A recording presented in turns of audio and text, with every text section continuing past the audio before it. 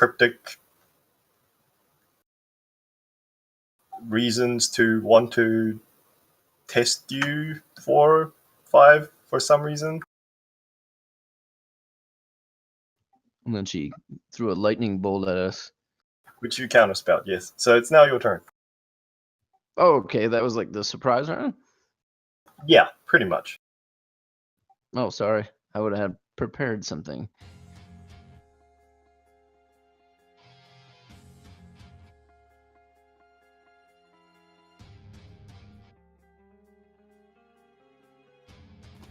Hey, Kev, just so you know, Robin's calling a Walmart store we were at earlier. We think we left the bag there. Oh! Okay. Does she need to run and get it? No, she's just talking to them. We'll get it tomorrow. That's fine. Let me know when she's done. I still, I have my armor on already because I had cast that while we were Correct. going here. I am going to let me hit this so I can read it real quick.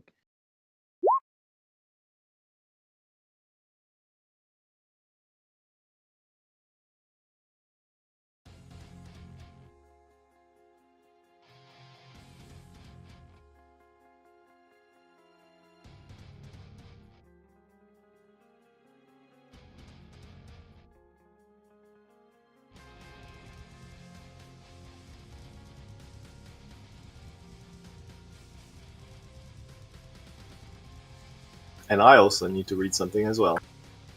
Yeah, sorry to slow the game down here. No, it's fine. I actually need to read something as well.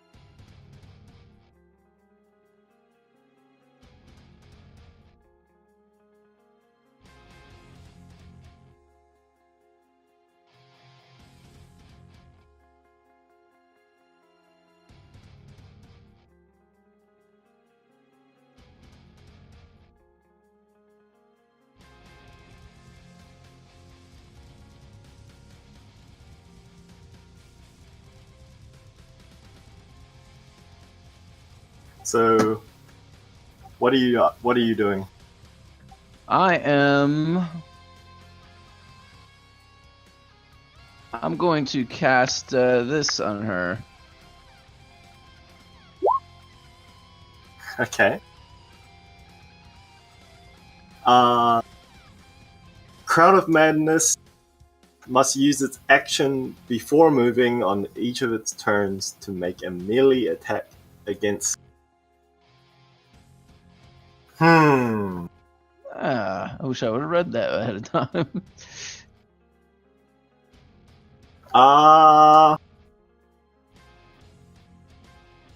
That's got to use a melee attack, right? I know she's a spellcaster. That would kind of make sense. Yeah, I mean, I guess that kind of makes sense. In which case, I will roll a wisdom save. What is your spell save DC? I'm pretty sure it's 15. So, your magic flies out from your hand, wraps around her head, and she just gives it a slight shake before it kind of discorporates and falls from her head past her shoulders, seemingly having no effect. Do you wish to move anywhere? Yeah, I'm going to move a little bit.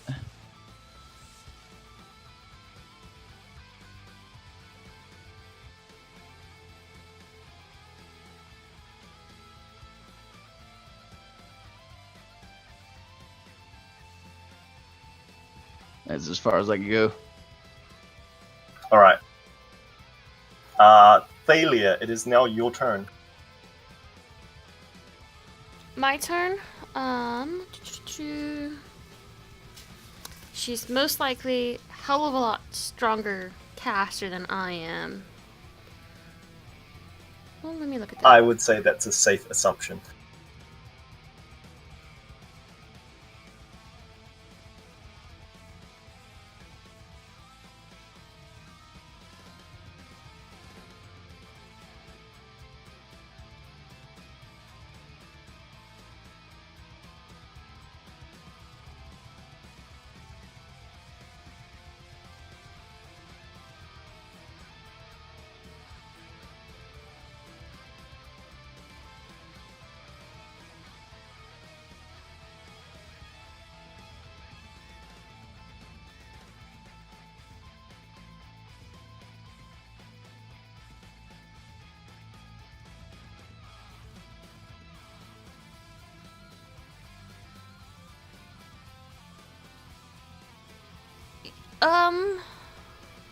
Crap, where is she? Oh, okay, there she is, okay. Are the doors open to right behind me? Yes. The only door that is closed... Is Actually, no. Someone opened this door, didn't they? Yeah, Brophy went in there. Yeah. I think the only door that in this particular room that hasn't been opened is this one. Well, it's more of getting out of range for her spells. Sure.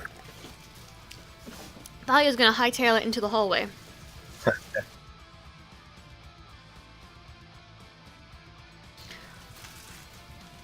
You still have more movement.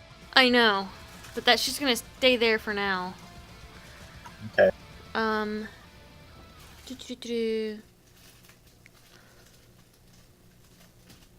Comprehends. Enhance ability, no. Why not? We'll try it.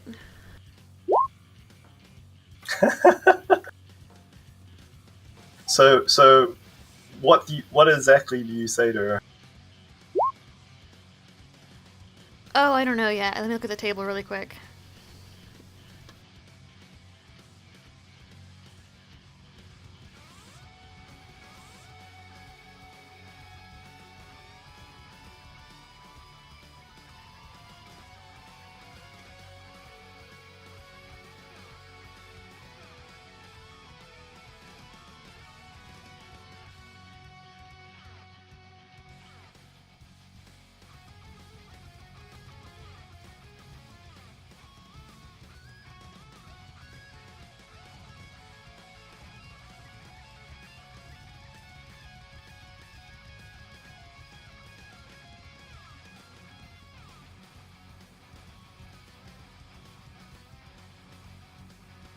Oh, I don't know.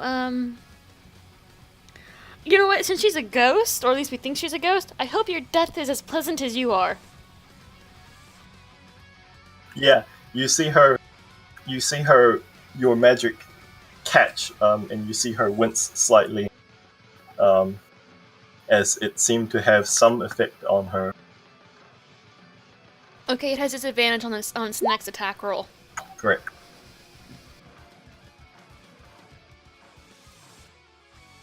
It is now Brophy's turn. Do you wish to move any further, by the way?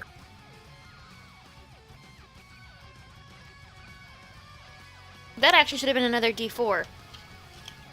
Sure, go ahead and roll that. Yeah, because you are past level 5. So 6. Let me adjust that on the page. Sure. Brophy. Okay, I don't want to do this, but it's my character, so I have to roleplay it. He's going to jump up from his like cross-legged sitting position, and like unslinging his great hammer from his back. He's gonna be like, whoa, whoa, whoa, whoa, whoa, whoa, whoa, what's going on? Whoa, whoa, whoa, why are we fighting all of a sudden? We were just talking. Look at him, he's still eating. Why are we doing this? Stop it! And he's just gonna try to grapple her to make her stop attacking. Okay. Is that a melee touch? It is an athletics check versus her athletics or acrobatics. And I'm going to tell you right now that she's going to use acrobatics because her athletics is pathetic. Oh, It's jeez. meet or beat, right? So yeah, you successfully grab onto her calf, her thigh, or maybe her hand. Like, where are you grabbing onto? I saw she was a spell slinger, so I would have tried to grab for her main slinging hand that she used.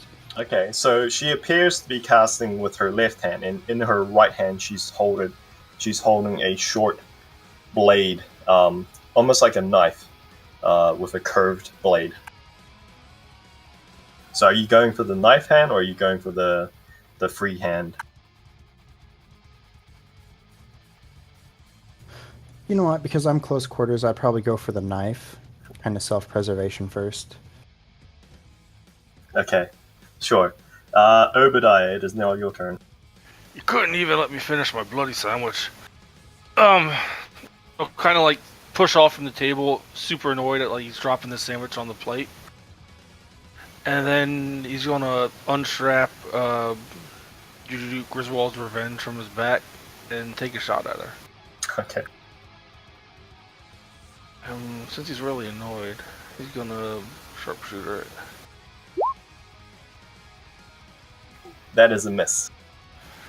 Your round, you swear you fired straight at her, but there's some sort of warping or twisting, and you see the round impact behind her, smashing into the wall and blowing chunks of plaster and wood out from the wall behind her. And I will take my second shot. Oh, wow. Nice. Jesus Christ. That's max damage. Yeah, she is going to... What is your max damage, by the way? It is 48 plus 3? Yeah. So 51. She is actually going to use her reaction to throw her hand out, and something happens. You see the round hit her, like you shoot her in the forehead, right? And you're expecting her head just to explode. As But- they do. But instead, you see her head slam backwards, impact the wall behind her, leaving like a head-sized crater. And her head comes back, and there's like blood running down the front of her face. But oddly enough, you see your round fall to the floor, flattened, and bounce around on the ground. She seems to have suffered a fair amount of damage, but not as much damage as you otherwise thought she would have. She should have, rather, from that kind of shot. Then I'm gonna run into the hallway. I press my back up against here. I'm leaning up against this wall. So when it's my Okay. turn, I can roll into there and get a view. Okay. 51. So negative. Okay. I'm gonna use my bonus action to reload. Okay. Silver. I'm gonna use silver round to see if that affects it.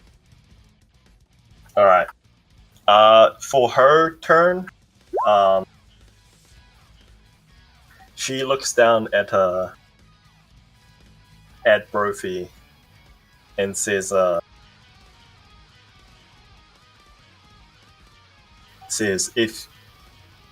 if you seek the pieces of the diadem of fate, I need to know your metal.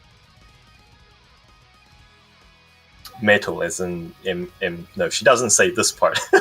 As in your metal, yeah. Yeah. your what the hell are they called? The friggin' your other character, the tiefling. I need to know your tieflings. No. So she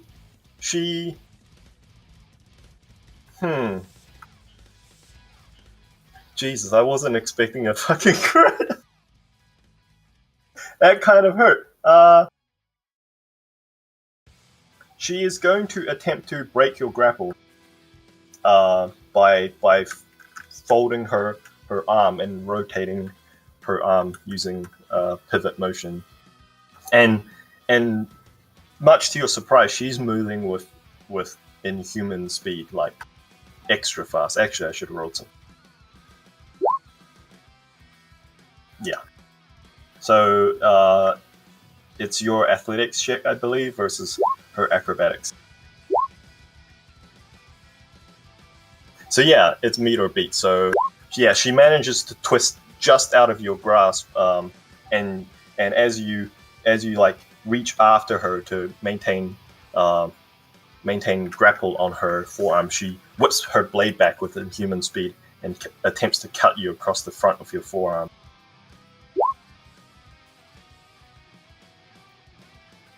Oh yeah, that hits. Yeah, so she slashes you across the forearm for 12 slashing damage, rather piercing damage, as this wicked blade just carves a furrow up your arm, sending blood pouring down. She twists out of the way. Actually, she has extra attack, but she used one of those to break her. And then she's going to use her hasted action to disengage from you. And she runs somewhere. And rather, when I say somewhere, she runs this way.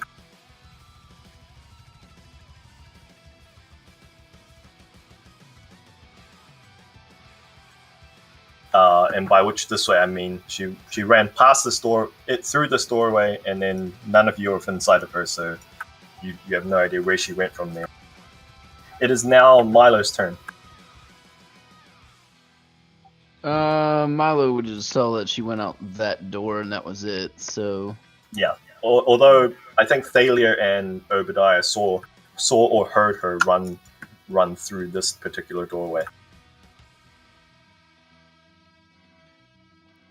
I think Milo would just move here. He is going to cast the following, and then he'll just ask Obi, where'd she go?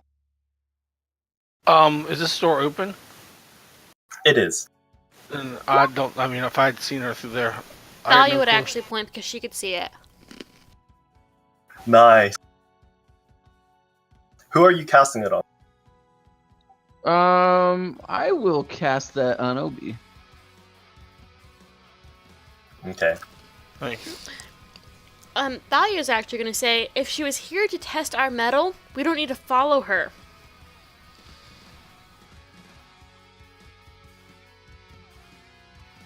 We successfully made her run. We do not have to follow her. We can wait for her to return.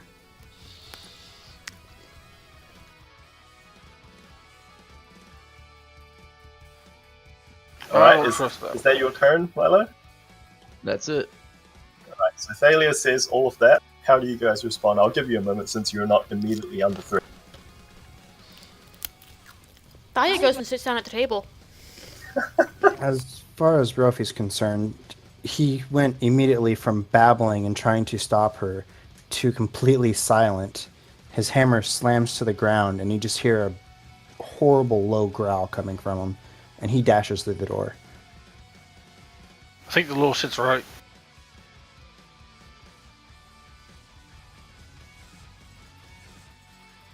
If we're all in here, like, kind of discussing it, I'm all like, see him start to freak out, reach down, take a bite of my sandwich, and then follow him. Okay.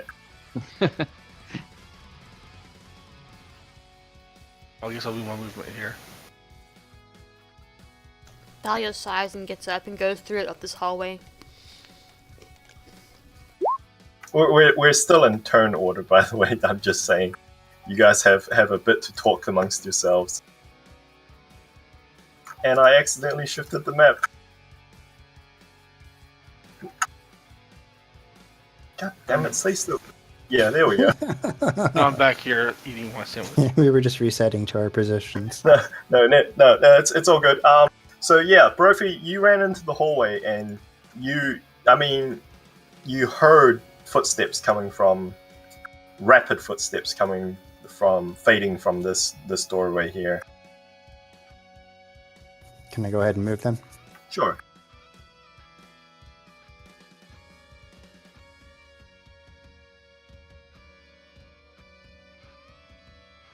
Then try another perception from here. Sure. Oh, Yeah. shit. You can hear the sounds as you chase these footsteps, dripping blood on the nice carpet and everything. You can hear the footfalls retreating into this room, past this doorway, rather. At that, I mean, I can't roll the skill. That's probably too many skill checks. But I let out a bloodthirsty roar, like almost trying to intimidate her and tell her to get back here. Okay. And then now it's Thalia. Do you do anything for your turn, by the way? So you basically move to the table and move to the door. Okay. Obadiah. Yeah, then I will have moved here to get my sandwich. Then moved here for my full movement, and then I'll dash to follow him. Oh, Milo, that protection was on yourself, yes? No, on That was on Obi. Obi. Oh, okay, I see.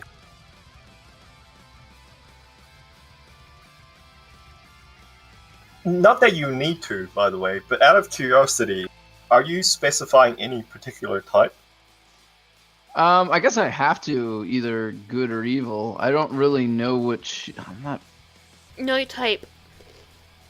Fae, Elemental, Celestial, Ghost, Fiends, Fae. You don't particularly need to. Like, I'm not one of those GMs which makes you choose a type. But, like, if you were to choose a type, which one would you choose? It may or may not confer you extra bonuses.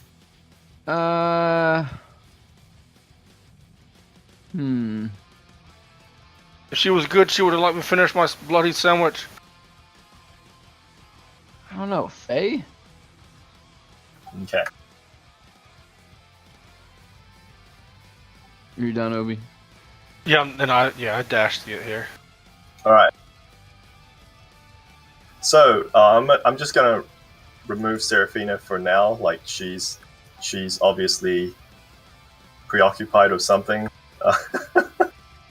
She's gone into hiding, and none of you know where she went. Looking for more mice. Alright. These are steps. Yes, there are steps leading upstairs. They lead to 21. Ah, okay. So are you heading up the stairs? No, I would head up with Thalia. Okay, so you would need to be on this tile or this tile, I guess.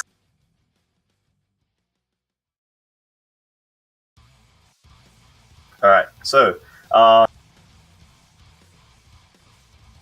you hear a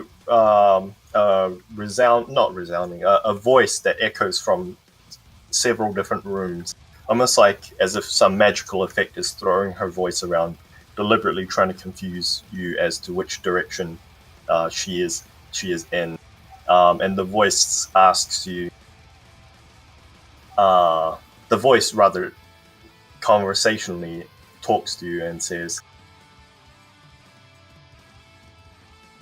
the Mad Empress sits upon her throne, seeking to stay the status quo. The Burning One delves the depths, seeking that which is lost, seeking to right a great injustice, the great betrayal. The dwarf who sits upon a hill of thorns seeks to displace the rightful authority. And he who lurks beneath seeks to turn day to night, water to blood. What is it that you seek? I wonder. And as the voice trails off at the end, you guys kind of... Actually, Milo and Thalia, roll me a perception check.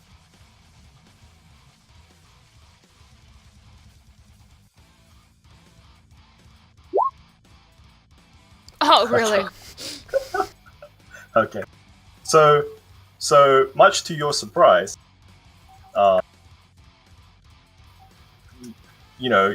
maybe it's because you're being thrown off by the voice behind. The voice around you. you fail to notice as the figure comes running up from the direction that you came from. You entered, rather, sorry. And proceeds to attempt to... Man, I'm the only one who remembers him. Damn it. Proceeds to attempt to knife Milo twice in the back. Or maybe even more than twice. Let's see how many it requires. I'm going to say only this first one is at advantage. The rest of them you would have enough time to react. So 22 for 12 piercing damage. Yep. Okay. Oh. Ow. 29 for 14 piercing damage. Yeah, he's still up. Alright, and then she uses her extra attack, her extra, or rather hasted action, to attempt to finish you off. What the hell? That would do it. Rendering you unconscious. And she still has 10 feet of movement, so she is going to run partially up the stairway.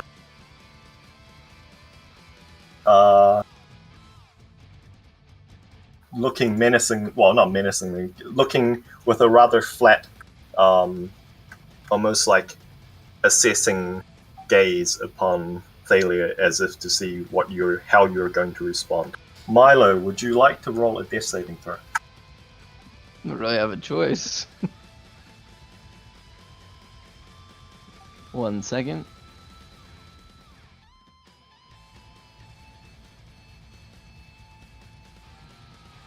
By the way, Thalia, Obadiah, you no longer have protection from Fae, which is a shame.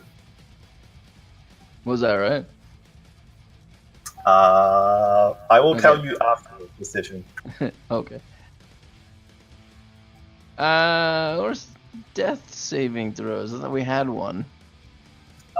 There used to... Yeah, you just click on... It's beside hit die and between rest. Yeah, so you are at 1 success. Yay.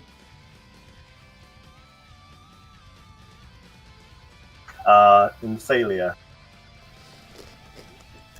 Thalia actually stops and just looks at her. Her hands are down non-threateningly. And goes, "Do you speak of he who does not remember his name? And of Thornhill?" So he says that, so she takes this pause, without, taking the opportunity to assault you in your lapse of defense, and she replies and she says, "No. The fallen High One seeks a vengeance that he does not remember." Does he still lurk underneath? He says, "The one of which you speak is opposed to he who lurks beneath, although he does not remember why he is opposed." It was very nice meeting him, and I agree with keeping the keys apart. Are you going to... I'm still going to allow you to do an action if you wish. Yeah, she's gonna do an action, obviously, but she's gonna be, But let me that was 6 heal seconds, him. so...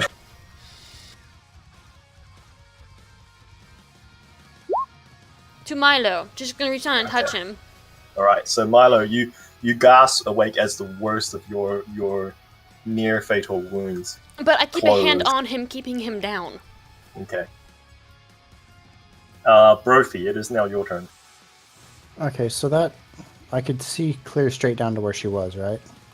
Yes, you saw Milo cry out in surprise and pain, and you turn your head and you see her come back with this almost inhumanly fast blurring crisscross cut, and as Milo falls over, and she turns on her feet, spins, and runs around the banister and up some stairs, vanishing from your sight. although Thalia seems to be yelling after her something about a person who lurks beneath.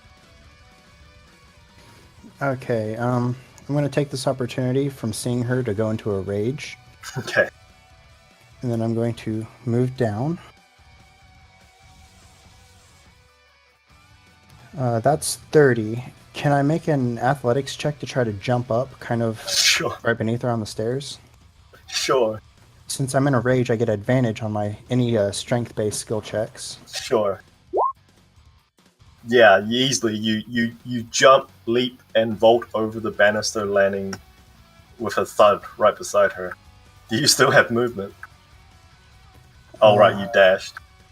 Actually, no, barbarians have... I have 35 feet of movement speed as a halfling. Okay. Yep, so And you still then- have your action. I'm just going to smack on her twice.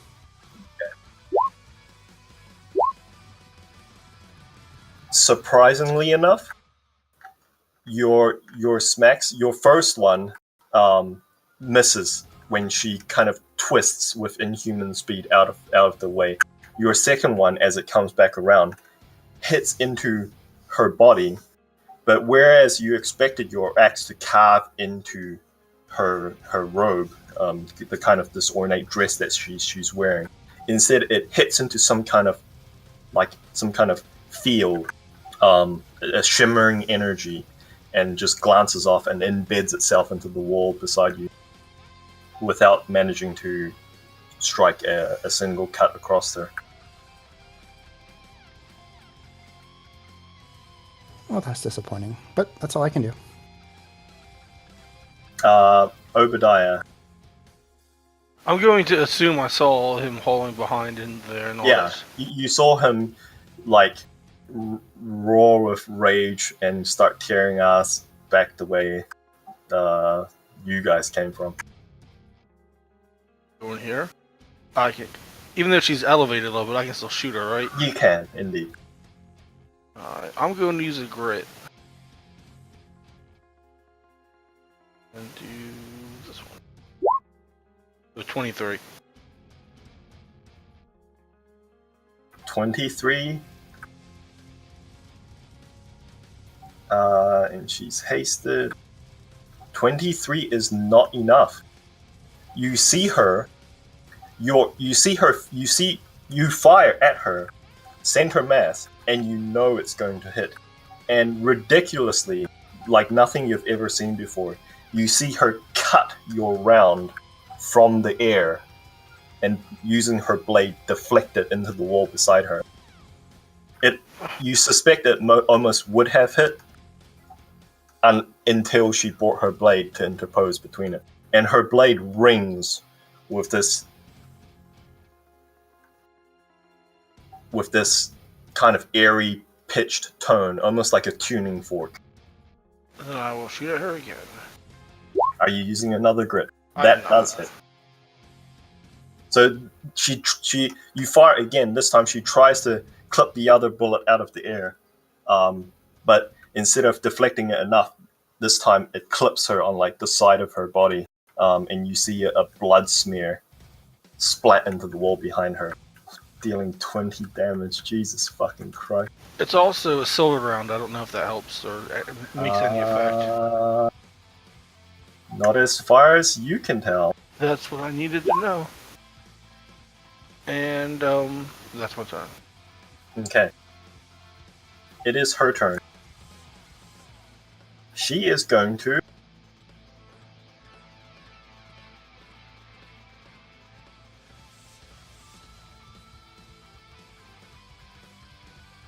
Oh, I lied. I'm using my bonus action to reload with the regular Okay. rounds.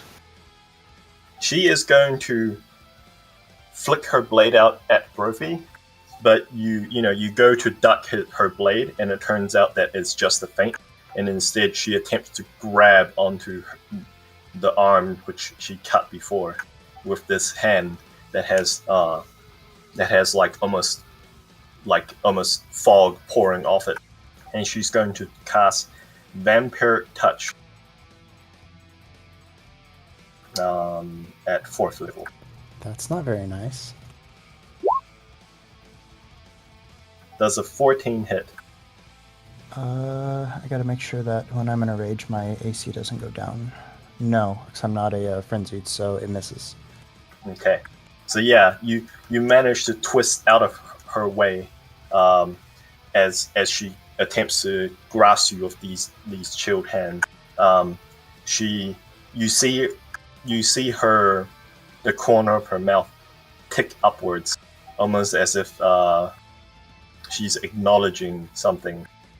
And then her fainting dagger turns out to be a real attack as she tries to stab you in the back.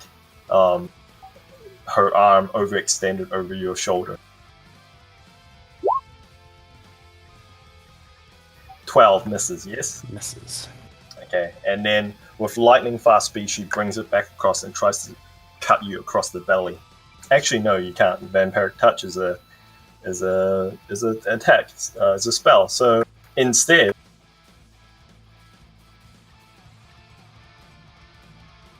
she is going to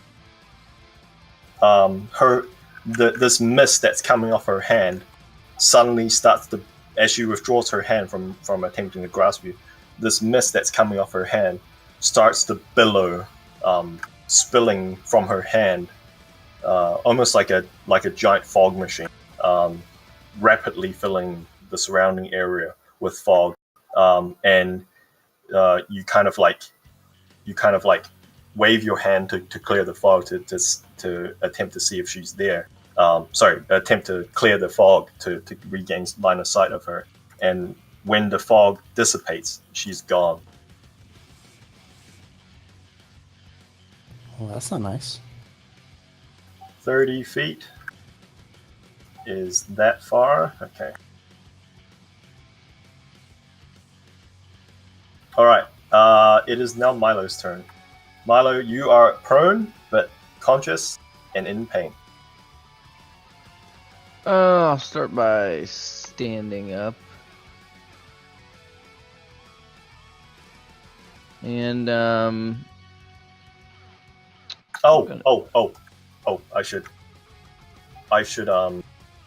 should make one mention of something.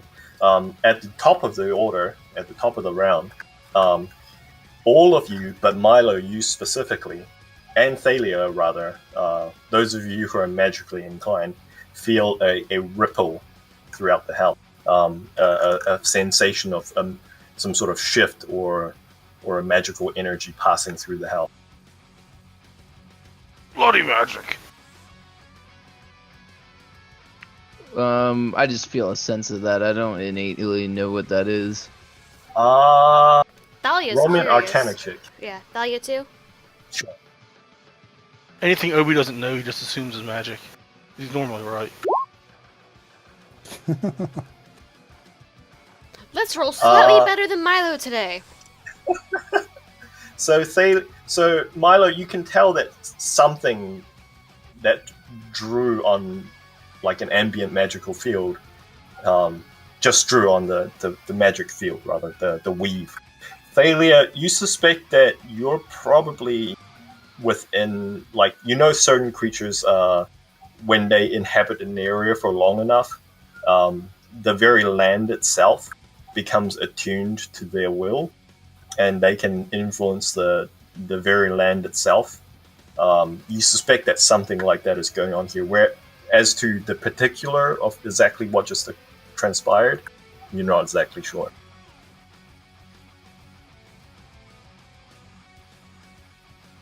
Alright, Milo's gonna move. I already used half my movement for being prone, so it'll just be a few squares here.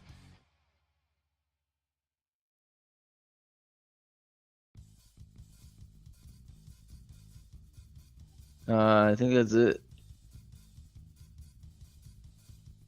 Okay. You still have your action. If I have a healing potion, I'm gonna use that. I don't know. Do you have a healing potion? Yeah, I'm gonna look now. You might still have one in the little minigun. No. The minigun is empty. Face. I don't even think he can manage to shoot himself with it, considering how big the gun is and how tiny he is. No, he could probably manage to plug himself in the foot or something. Alright, in the meantime, Thalia, what are you doing? Thalia is just going to say, "Okay, I'm going to go sit down in with the fireplace, the little living room in section 8." Okay. Wow, that's a hell of a hill. Yeah, she actually says that out loud and walks over there. When I shot her, is there actual gouts of blood coming out of her? Yeah, you can tell that she's bleeding.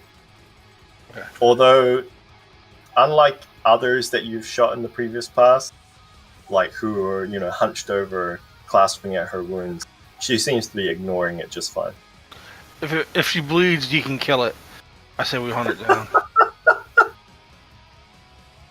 Preaching to the choir for a raging barbarian. You hear the voice call out from various rooms. That's the spirit. And a voice comes out from the fireplace near you, Thalia, which you can only hear. Well, others might hear mutters, but the voice says rather to you, one piece is already loose. If you are unable to secure the other pieces, the wielder will have no issue reuniting the diadem. And at this point, she'll say, "Our mission was to protect the piece at the temple, and we returned a piece to Alexandria."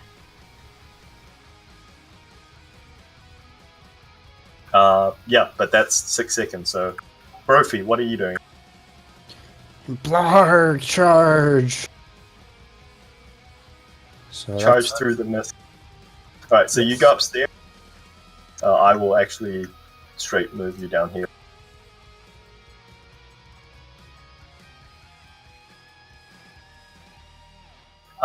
And roll me a perception check.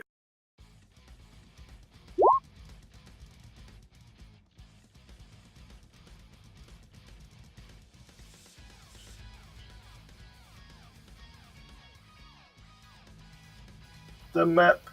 I didn't mean to move the map.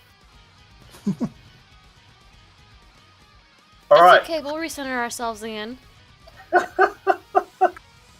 So, yeah, you catch sight of... Actually, no, you hear the sound of someone muttering something coming from this door. Like the familiar voice of your assailant muttering something, almost like in one of those weird, you know those people downstairs who, when they cast spells, they mutter weird like chants and mantras. I didn't see where you pointed out the other. Okay. You mean why how these owl? So I moved 10. So I can only get there. That's an open space, by the way. It's overlooking the hallway beneath. Oh. Righto then.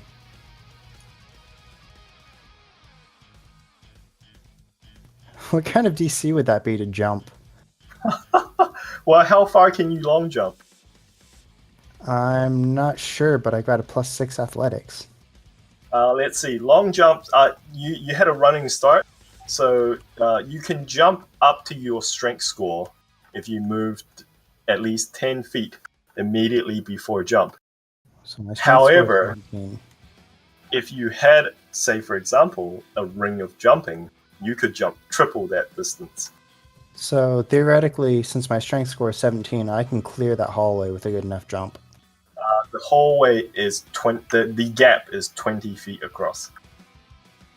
Sad face. Oh, it takes strength, and I have a ring of jumping. That's hilarious. My strength mod is -1. Yeah, it's off your strength score, so you could jump with your ring of jumping. You could jump 24 feet. You could clear that gap. That's hilarious.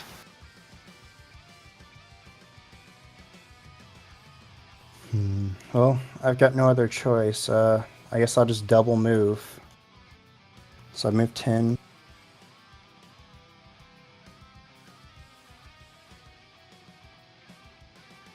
And that's as far as I can get. All right. You catch sight of her through the doorway. She appears to be standing on a bed, waving her knife around in a complicated, intricate pattern, as if carving a rune in midair. You know what? Heck with it. As part of my move action, can I pull one of my hand axes from my belt? Actually, no, one of my javelins from my back and throw it at her? That would be a part of an attack action. Sad face. Yeah, never mind then. Yeah. Obadiah, do you Okay, call out Lord. for anything to your companions to tell you that you found her? Or are you articulate enough to do so? I'd probably scream out, "Found you! You're dead." He sounds like a electric like weed whacker that's about to die because there's no charge left.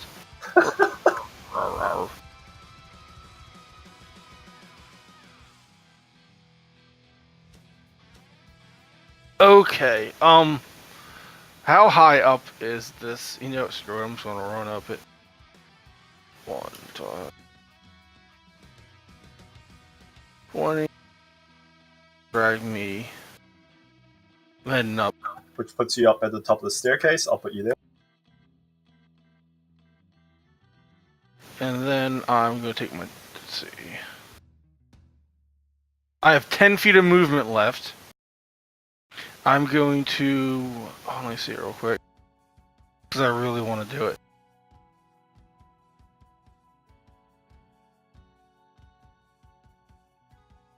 I need to know if it takes action or a bonus action to activate my ring.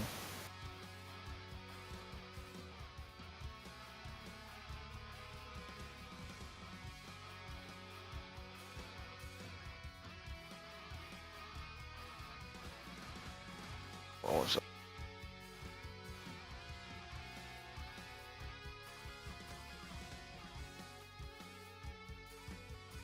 Bonus action, okay. Then I'm going to use my remaining 10 feet of movement to run towards Brophy. Use my bonus action to activate my ring of jumping and then jump in his direction. Oh, that's the best. Could you roll me like an athlete? You know what? I'll use acrobatics if you want. Athletics or acrobatics, and I'll give you advantage. We will use, fuck it, we'll go with it.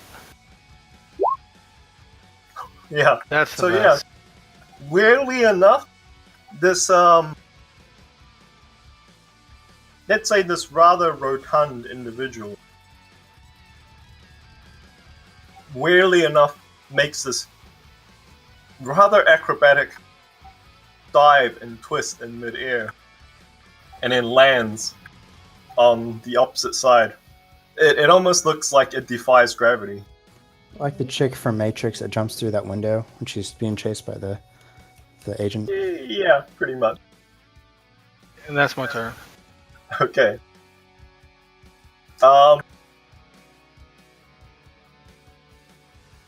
The elf figure jumps off the bed after grasping whatever it was that she was carving in midair. It collapses around her hand to wrap around her arm. And then she strides towards the front door and levels her hand at the door as each of you reach the front of the door frame. And she uncurls her hand that has the spell work wrapped around it. And lances of fire leap from her hand. The first one striking towards Brophy. Brophy, you have half cover. I wasn't going in the door, by the way. I was staying right here by the side of it. Yeah. She's kind of like peeking at... Sorry, she's here, rather. Okay. Makes sense. There's a 17 hit. Just barely. Okay. And then the second ray goes for yourself as well. Actually, it doesn't matter. I'll just roll it again. It's for 11. Yeah, so you're taking half damage. So first one deals 2 fire damage, second one does 5. Third ray is also at you.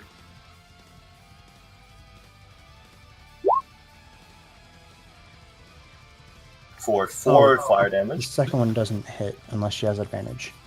No, she does not have advantage. So in total, she deals 6 fire damage. Yeah. Alrighty. And then the next 3 rays go at Obadiah. Bugger.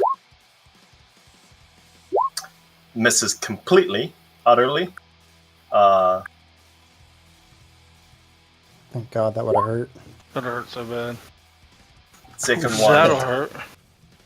strikes you dead center, setting your coat on fire. Does she get any disadvantage or anything for casting? No, away? she does not. Wow. Had to ask. Does a 15 does not strike you? Yes.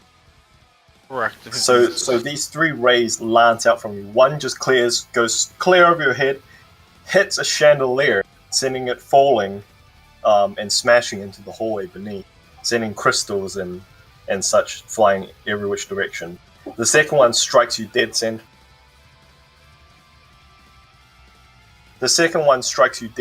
Setting your chest, your coat on fire, your fancy cloak on fire. My fancy friggin' cloak.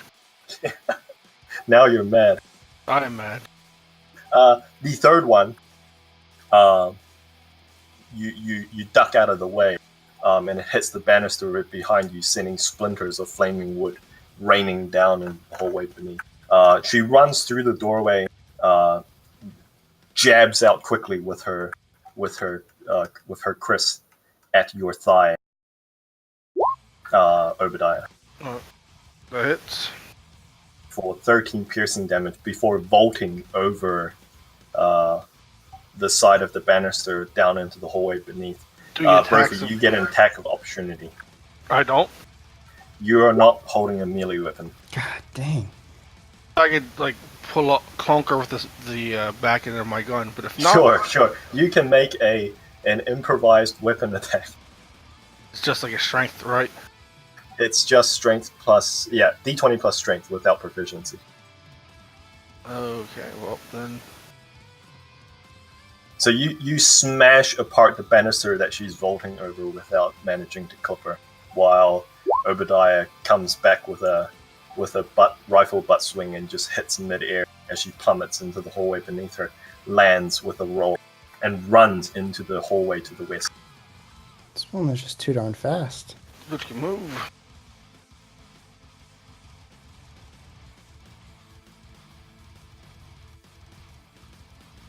It is now Milo's turn. I think Milo would have no idea where she is and what's going on. You just heard a hell of a crash of glass breaking and tinking all over the place, coming from the hallway to your west. To your north. And then you hear the sounds of some kind of some kind of object falling, and then the sounds of footsteps running to the west. I hear footsteps to the west. To the northwest, rather. Sorry. Okay, so I'm gonna. I saw that Brophy charged up the stairs into the mist and then disappeared. Correct? Yeah. Although Obadiah could probably call out something to you to let you know what's happening. Well, he possibly could have heard all of her landing in that hallway too. Yeah. I don't exactly know where she went. I just know I swung at her and then she was gone. Sorry. You swung at her. She jumped off the banner, landed in the hallway beneath, and you saw her run west through these double doors. It's on the main floor. That's all I really know. I didn't know where she can't see where she's going, but she's on here. She's jumped down. Get that bitch. So would Milo have seen that where it says glass in Area 15? Would he have seen that up ahead through those doors? If you if you were to move like 5 or 10 feet and peek through the open hallway, you see what remains of a quite beautiful chandelier lying in a heaped ruin with glass scattered like 5 or 6 feet in all directions. Okay, so Milo's pulling his gun out, casting Expeditious Retreat, and then not retreating. And then not retreat. So I'll use my movement first. All right. Kind of like looking at the glass. Now, it was the bonus action and my movement was used. As far as my action, I guess I can use that to dash. Yes, you can. Actually, when you cast a spell, you can use your bonus action to dash when you cast the spell. Oh, I can. Okay. Yeah, so you can technically dash twice during this round. Is this door to 14 open right now? Yes, it is. And you can see a faint blood trail going through the door. In fact, I'll actually draw the blood trail. No, the blood trails are not square. They're opal.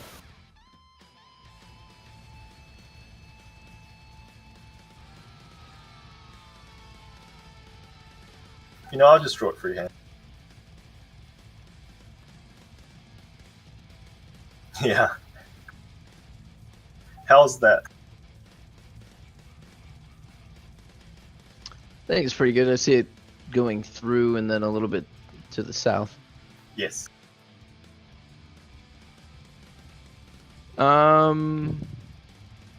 So I'm just gonna, for now, I will use the dash, but I'm not gonna use the full movement of it. I'm just gonna kind of get in position and listen carefully. Roll me a perception check.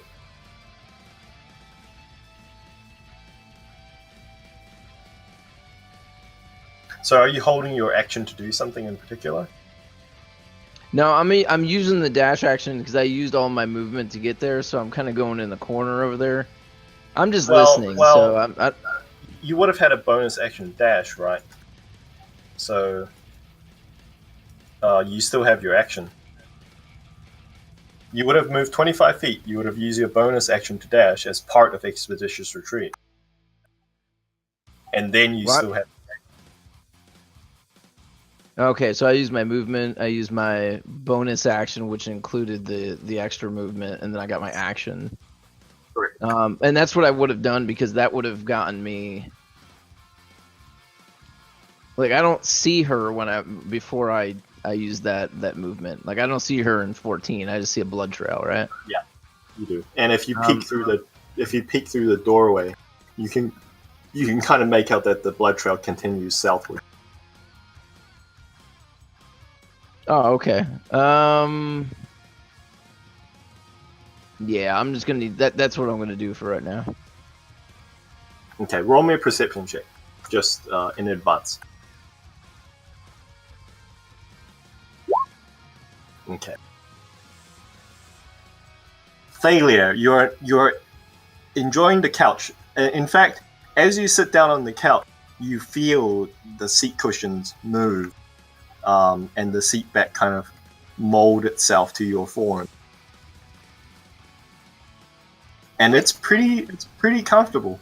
Yeah, so she's not going to join this fight because it's all about testing the metal, so she already knows what's going on. The thing is nobody else does. So she's actually just going to enjoy it and say thank you and continuing to ask questions about the connection with he who does not remember. Okay, so on your turn, what question do you ask the fireplace, which seems to be in a mood to respond to your questions?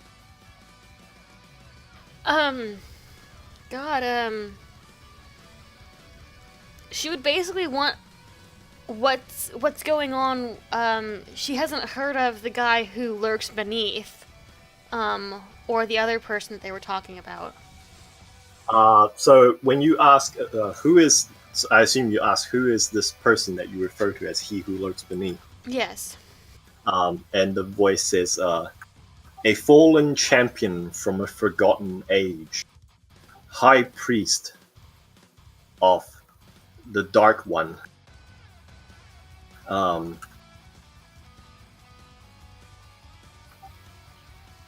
It's 6 seconds, so I'm trying to I'm trying to. It's stuff that she assumes going to be able to answer later. So Sure.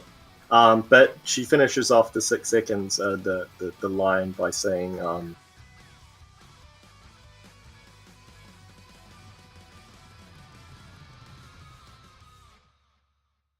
well, first off, the only question she's going to ask right now, she's asking a lot of questions, but the only question that's relevant at the moment is if her party defeats her, is she gone forever, or just will she return? the voice gives a soft chuckle that rings like bells, and says, "You may pass the test, but you're at no risk of damaging me." Okay, well, then Thalia's not even going to bother to attack, but she's going to enjoy herself and ask, would you like a cup of tea as well? Okay, so that's your turn. Brophy. Okay, remembering what she did with the other teleport, the B2B, and since I did say that I explored the house before we did all this. Correct. He's going to assume that she's heading towards the other A teleport, and he's going to jump down and try to go there. Smart. So I assume I have to make an acrobatics to land there without going prone. Yeah. Athletics or acrobatics, either way. Yeah, you're fine. You easily hop off this banister, and in your rage, you just land, and then before you just hit the ground running, basically. Okay, And I'll move you back up to. Where'd you go? I'm trapped between the maps. There we go. I got dropped in the nether. Ah. Okay.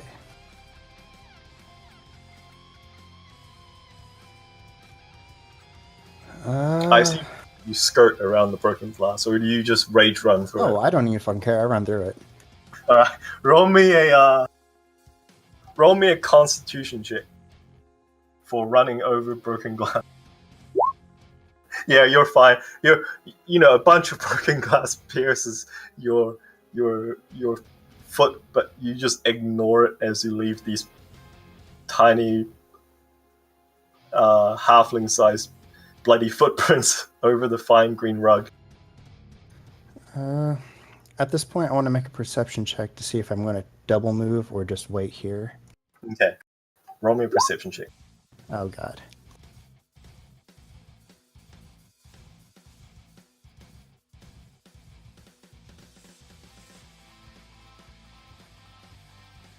Yeah. You can't quite tell. The voice is still... The voice continues to emanate from various different rooms. And it's saying something about... in your rage and in your glass breaking, you lose many of the words. But the voice is saying something about who you owe your allegiance to. The Mad Empress.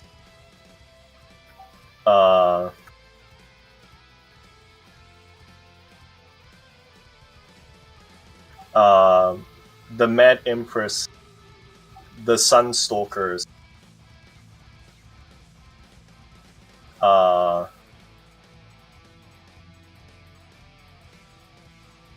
and various other terms that you've never heard before.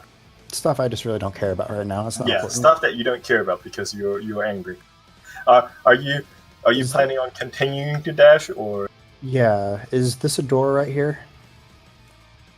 That is a window. Okay, so at that point, I'm just going to go straight ahead through those double doors. Okay.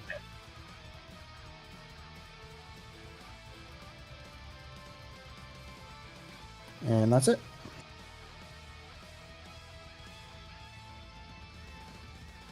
Obadiah. Okay, if I just kind of stay where I'm at and look over the banister, I can kind of see down everything that's going on down there. You can see partially into the room that Brophy is in, kind of like in like a cone, like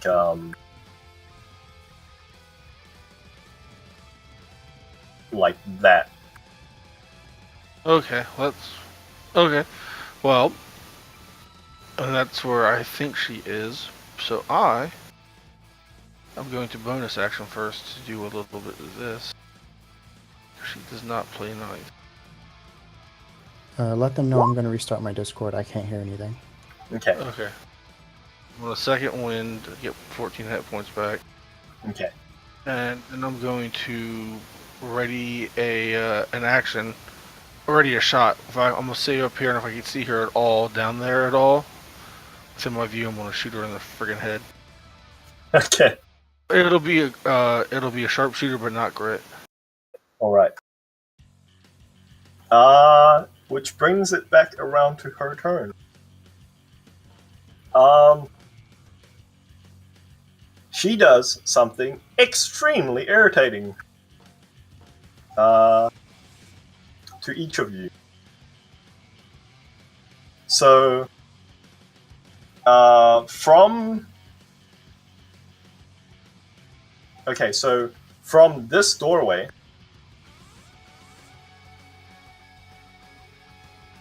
sorry, I'm on the wrong layer. From this doorway, from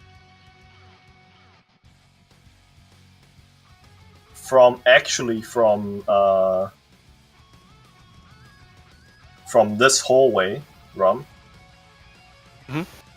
right beside you. Well, from the area that you're watching, Brophy.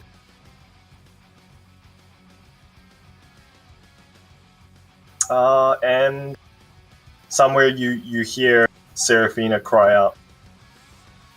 And then from out of the fireplace flies a magic missile.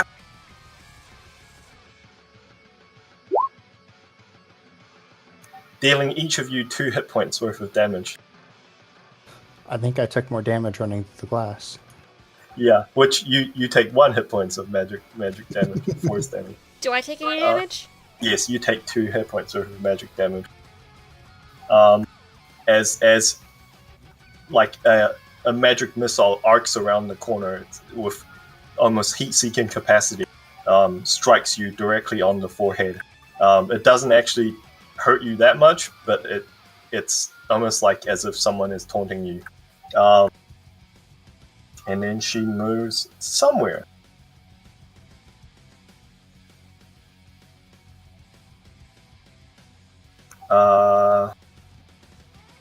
Milo, your turn.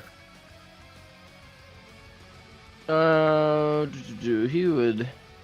I'm hearing these things go on to the east now. Milo would follow the blood trail into the room. Okay. The blood trail goes like this.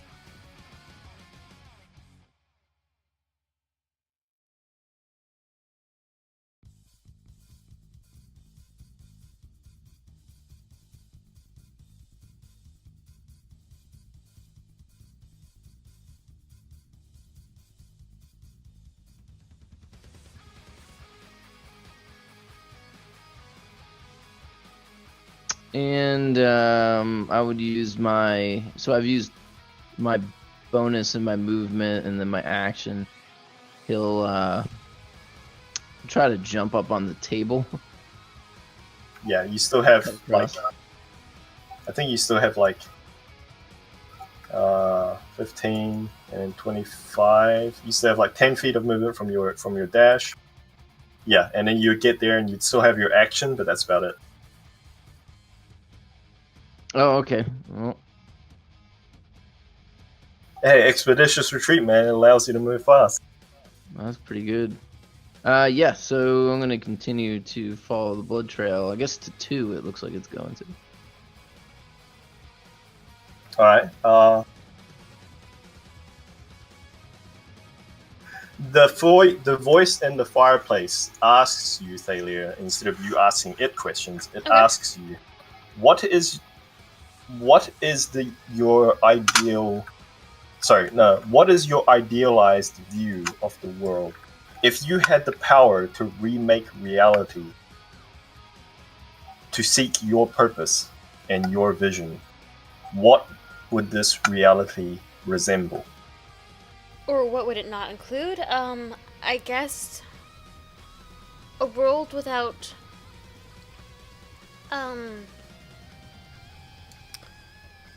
what she will refer to as no, not utopia, spawn. The spawn living in it. So revenants, feeders, night stalkers. If you were to reunite the Diadem of Fates, you would have such power. At what cost? Excellent question. I assume that's your turn? Yeah. Okay, Brophy. Okay, perception check. Alright, perception check. Oh, very nice. Okay. Using your keen hunter's sense, your barbarian hunter's wildland sense, you kind of cut out the echoing reverberations throughout this strange place, and you pinpoint the sounds of movement, of footfalls, coming not from your east or your south, but coming from your west. You suspect beyond this door, and it seems to be getting louder as if someone is approaching it. Oh, I'm on the wrong layer. My bad. This door. Okay, he's gonna let out an evil grin. Start trying to move quietly, Excellent. and then he's gonna rush. And he's just gonna wait here, ready an attack action for when she pops her head through that door. Okay, Obadiah. Even though he's stealthing, he's pretty obvious to me. Cause You're watching that doorway, so you can see him kind of like tiptoeing. Yeah, he's doing the heel to toe walk. Yeah. He's got a hell of a maniacal grin on his face. Like, you should be shocked to see this look on his face right now. I am going to kind of shrug my shoulders and readjust my rifle to where he's expecting someone to come out. You would probably need to move to possibly like over here. That'll work. Actually, I'll do. Can I move here? Yeah. There's not a doorway behind me, and I can see the whole hallway basically, except what's underneath me. Precisely. And I'm going to prepare a sharpshooter shot with grit. Okay. So you get to make your sneak attack as this figure comes running through this doorway and kind of skids to a stop, surprised by your waiting presence. Unfortunately, I won't get any sneak attack dice, but I'm you do going get to advantage. Oh, okay. In that case, I won't do a reckless attack because that's just wasteful. It's one attack, by the way. I get two It's- as a barbarian, No, your reaction is one attack. even if I Right, ready the full attack action. So if you move and hold your action, it is counted as a reaction attack. Yeah, you only get Okay. one. I only get one shot as well. So a 17, however, even surprised, she leans backwards, and your axe hits something some sort of field or shimmer directly in front of her face and glances off without managing to draw blood. And this is when I think Obadiah fires his shot rather. With grit. Oh, Oh. God. No, Bugger. yeah, you blow this door that's to the left of her completely to splinters, showering herself and Brophy in bits of wood. And you can see as these bits of wood strike into her body, they hit some sort of shimmering field. You've seen this before. You've seen Milo cast mage armor, and it's clear now that she's being protected by some kind of magical armor. She, after recovering from her surprise, she turns and jabs out at you in rather a more clumsy strike than without the previous finesse of this kind of like weaving pattern that she was carving with this knife. Instead, this is just like a straight out jab for your sternum, which, as I described, embeds the knife into the wall, the doorway rather, and she takes a moment to yank it back out. She turns aside and throws her hand out towards Obadiah, and the spell form that was on her open hand flings out in this almost like net before expanding to explode all over and around Obadiah. Obadiah, I would like for you to make I think it's a dex save. I can do a dex save. Apparently I can't do a dex save. So yeah, much to your surprise, this white ball arcing towards you explodes and showers yourself, the wall around you, in a thick, gooey white mess. Wow, that sounded wrong. No, it's spider webs. I just gotta ask because I have to. Because this thing is water resistant and water wicks right off it, does that have any effect on the spider webs itself? I will say it gives you advantage on your saves, but this thing hit you straight in the face. Okay, well, oh god. Not my mustache. Your mustache is plastered, That's a bad luck. and you're partially plastered to the wall. You are, I think, restrained, yes? You're the boss. Each creature make a dex save. You are restrained. And then she is going to. She still has She still has some movement speed remaining. The question is, does she want to? You know what? She'll step back into the hallway, but without provoking attack of opportunity from you, Brophy. Out of line of sight from the person who just made a door beside her explode. Have you and guys Milo. ever seen Scary Movie where like she gets plastered to the ceiling because she gave the guy a hand jibber? Hold on, I found it.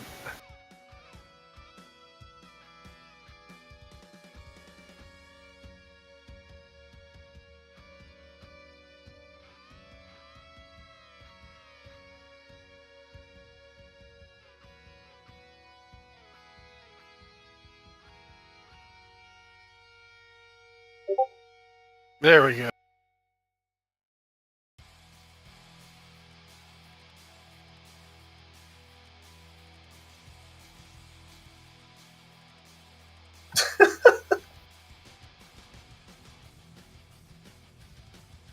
Poor Ubi. Good thing he's got his friggin' mask on. Yep. That's why he has it. Yes, it wouldn't be in his mustache. Fantastic. Yeah. So Milo, what are you doing? You hear a gunshot go off through this doorway, and then you hear the sounds of violence through this doorway. I think he would continue his way, just the general direction. He's following a blood trail, and then he also heard things from the north. So I'm going to move here. If I look north through the two doorways, I see her. Yes, you do. Okay. You see her squaring off with Brophy through the remains of a ruined doorway. So I'm going to aim this for like the back of the room, which I'll ping right now. The attempt is to launch a fireball so that it doesn't hit Brophy, but it hits her. Yeah, definitely. You can do it in such a way.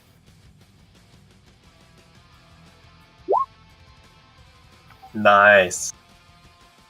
Well, I'm sorry, but she's going to return the favor to you. She sees you come around the corner, you draw up your hand and bead this fireball, and you go to throw it. And she slashes her dagger out in a sharp motion. And you feel some sort of force hit your spell work and just tear it asunder.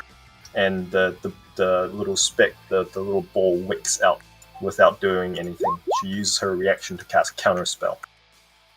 Alright, I'm going to use the rest of my movement to move back.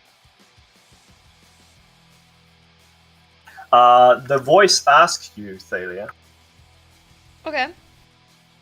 your friends are impressive.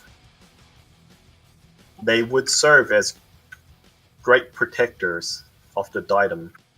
Why do you not assist them? Because I have questions and I need them answered. She went Irish there at the end.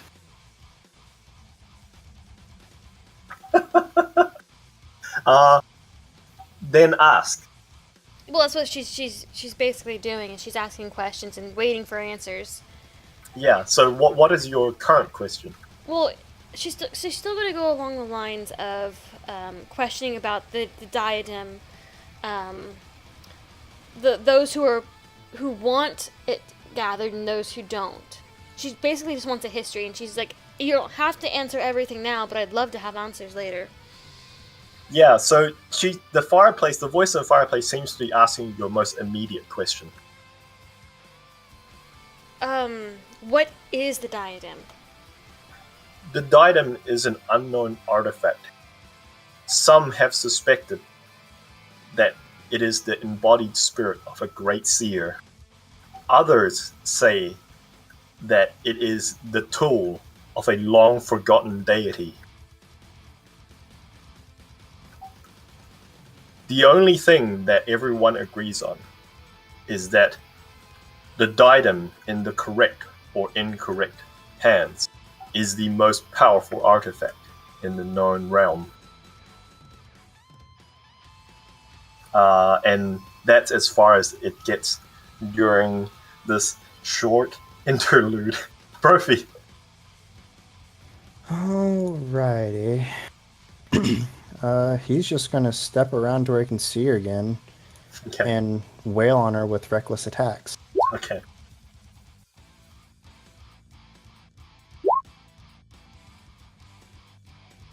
Jesus.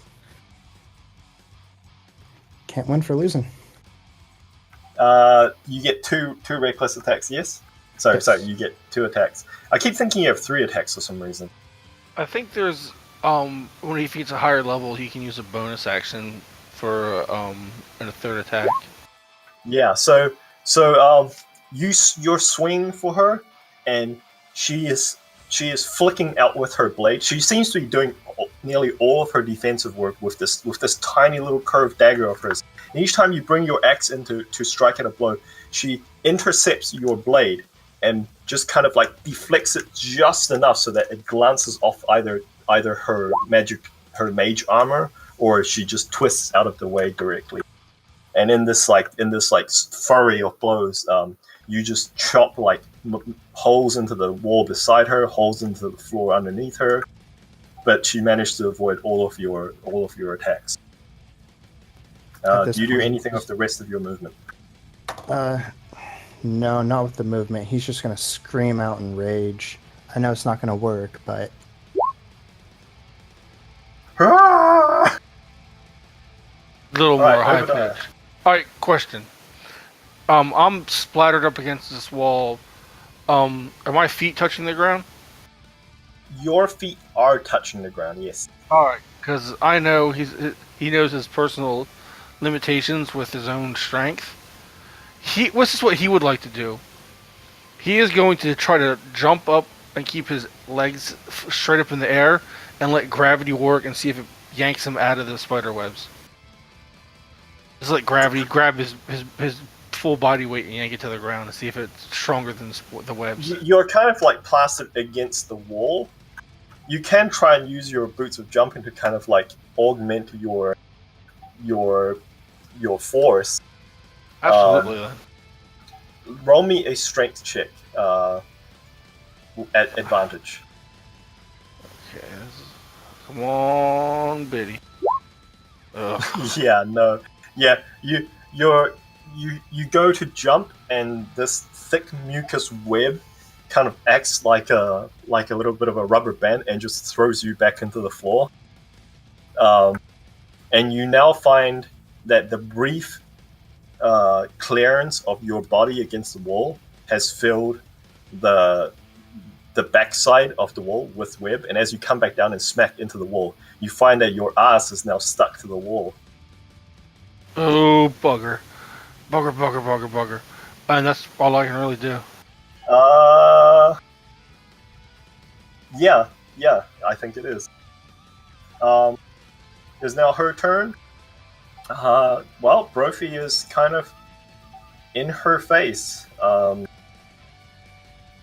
well, in her crotch, really. Yeah, well, yes, you are correct.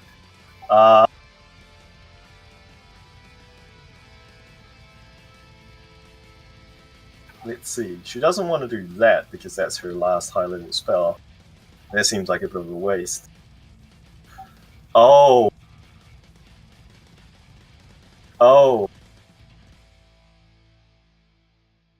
Brophy, she reaches her hand, her free hand forwards, and makes a sign,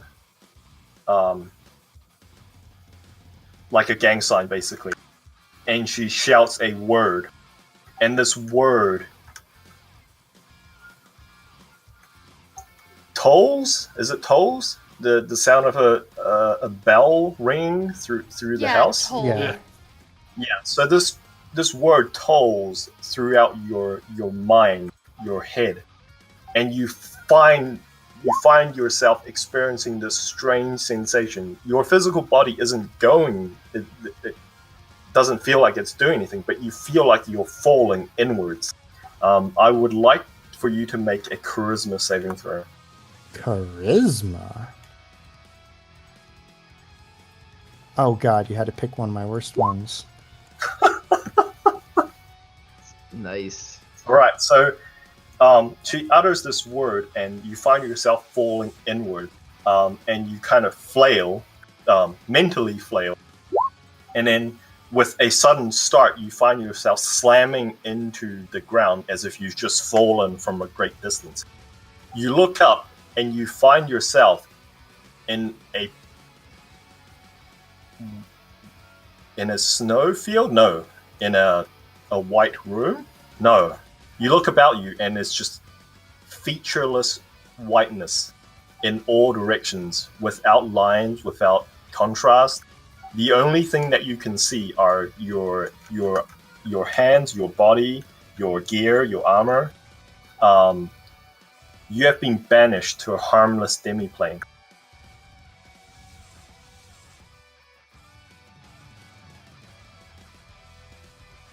Well, I guess I can't grapple her anymore.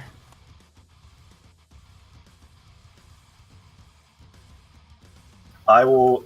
No. I'll just put a symbol on you. Actually, there's no point moving you to the. You can just throw me out into the black off the map. Sure, I will do that.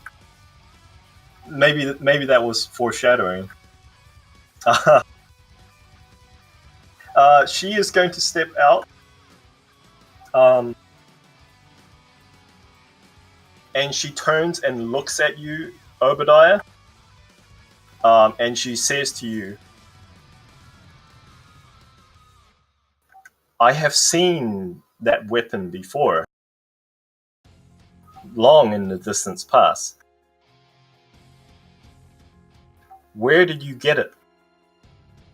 And her voice turns with a menacing tone, as if, like, for the first time, she's angry at something.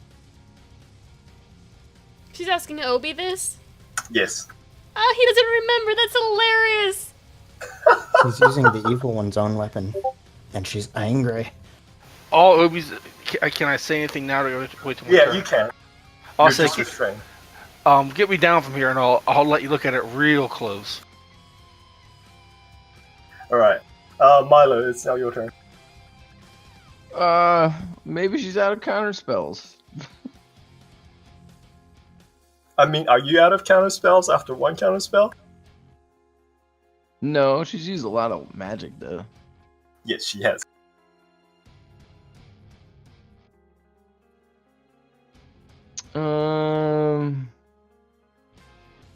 Yeah, what the hell? Oh, I actually forgot Obi doesn't remember. No clue.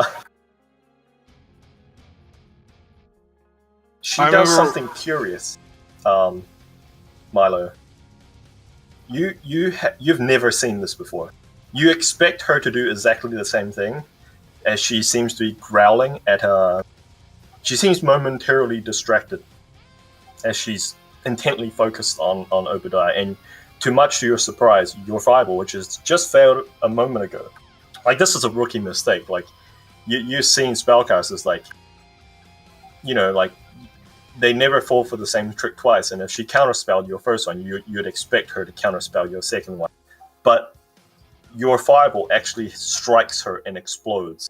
And you see her, like, flinch aside, and as she's catching a blaze, you see her twist her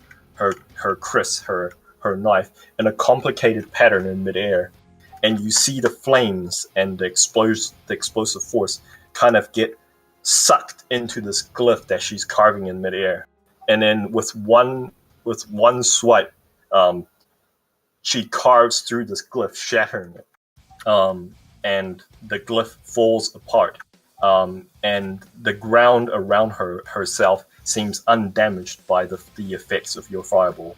You can tell that some sort of arcane working has just occurred, but you've never seen this type of arcane working with a blade. Milo wants that blade. Gonna use his movement to. He curses under his breath, then uses his movement to move back to where he was before. All right, Thalia, do you wish to continue with the line of questioning, or do you have a new question to ask? Well, she's actually going to say that my party, my fellows, do not remember most of what happened in the down below, due to a spell. I'm the only one that survives that remembers. Yes.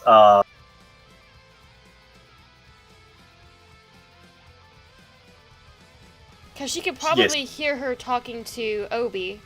Yeah, you can. It's a fairly loud, sheltered conversation. Yeah. With epithets and coming from.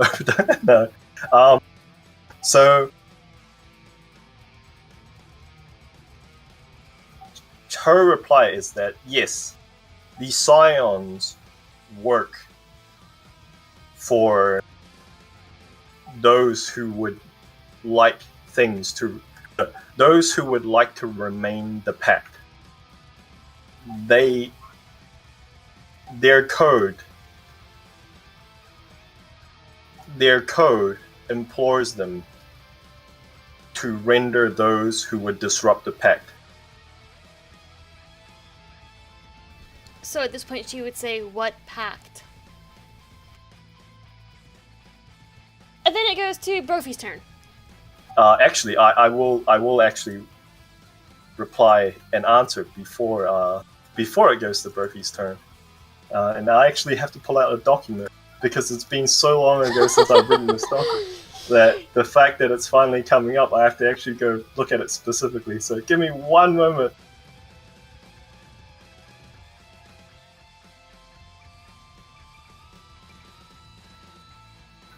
The Helios Tartarus Pact, she says, and the words ring with some sort of significance, as if these words aren't often spoken. And actually, in actual fact, she says these words, the Helios Tartarus Pact, and the words seem to warp in your head, and you struggle for a moment to understand what's going on. And for a moment, you forget the words that you just heard, as if like something is enacting its will upon the very words themselves, even within the structures within your head, trying to erase them from your mind. I would like for you to roll either a charisma saving throw or a wisdom saving throw, or an intelligence saving throw, just a mental saving throw. Right, so you struggle with your great personality of force to retain your sovereignty of your mind, and you can tell instinctively that it's not her that's doing this. Yeah, I'll actually mention this to her. Something's trying to erase those words. Yeah. And she says, yes, that is a side effect of the pact itself, or rather, it may be a feature. And Brophy, it is now your turn. Actually, what can you do while banished? Let me look it up. Unless it gives me another saving throw. I don't think it does unless she gets hit, because it's a concentration spell. Let me look it up.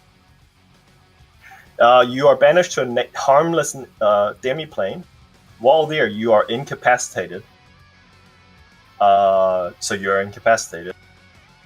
Yeah, so unless she fails her concentration saving throw, aka she has to get hit, you're incapacitated, so I'm sorry. But that was the best way that she saw of dealing with this hammer-wielding maniac that seems intent on smashing in her crotch. Hey, he takes it as a compliment. She couldn't get rid of him, so she says, literally, go away. Yeah. Obadiah. I'm going to use my last charge of my ring of jumping for the day. Okay. Try to break through again. Strength check with advantage. With it, this is still gonna be just awful. Oh, look, you made the 6 number. So yeah, this time you jump, and like you just slide partially up the wall. Like you're jumping because your ass is glued to the wall. You slide partially up the wall, and oddly enough, you find yourself suspended slightly above the ground without your boots touching the ground, plastered to this wall. I'm gonna start trying to kick my legs and boots until they get tangled in the webs as well. And I'm just gonna sit there struggling, going, and like for like 5 seconds to struggle, and then just sit there like, fuck me. Okay. That's my turn. All right. It is her turn. She turns and actually no. She seems intent for some reason on this gun of yours, and she calls up to you.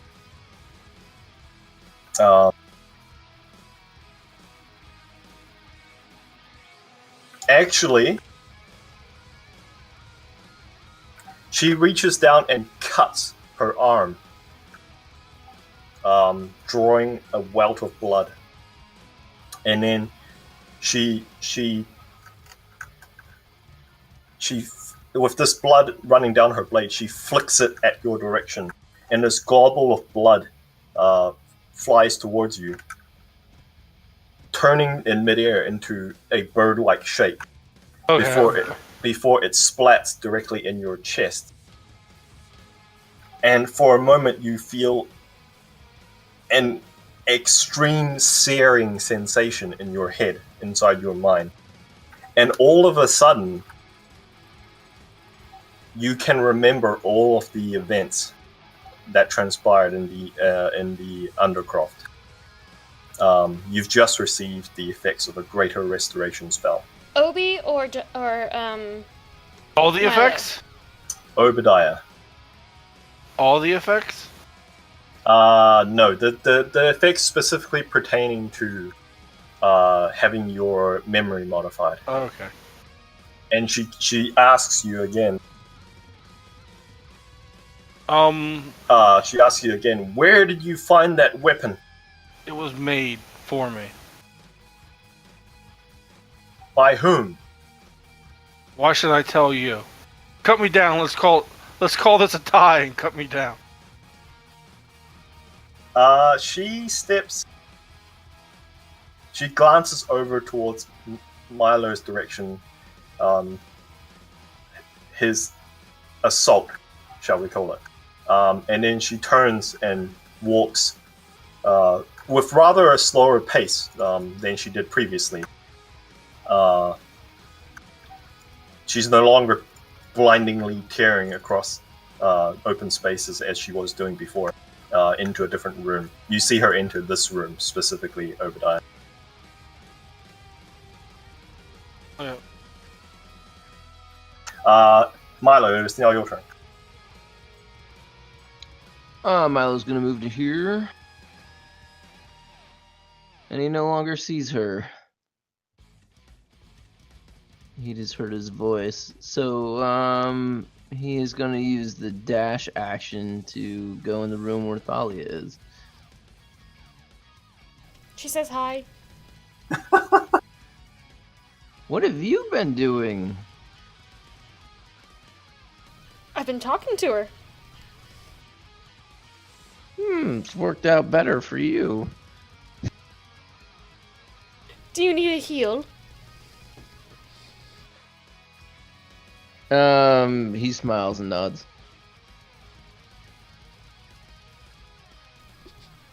Alright. Thalia, do you heal him? She's actually gonna ask first if healing him will provoke said ghost to attack her. There's no audible response. Actually, no, there is an audio response. She says, you are their ally, are you not? I am, but at the moment I'm having peaceful negotiations. At the moment they're also attacking you, so I might as well ask. There's no negative assertions from her end. There's Okay, no okay. protest or anything regarding your healing him.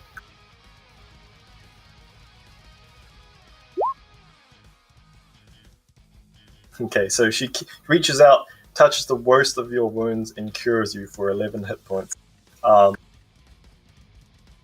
And the voice says, in regards to the previous, she continues on the previous line, and she says, you stand upon the very edge. You stand at the rim of the very edge of where the compact was reached. At the peaks? There is a sound of affirmation. And she says, what you see here is the result, the remains, the word slipped from my mind. The leakage from the spell work that resulted from the compact. The Mad Empress would do anything to keep the compact in place, and would go to any lengths. I'm guessing now it's Brophy's turn. There's been too much talk now. Yeah. Brophy. Well- Wait, no. Brophy's incapacitated. Never mind.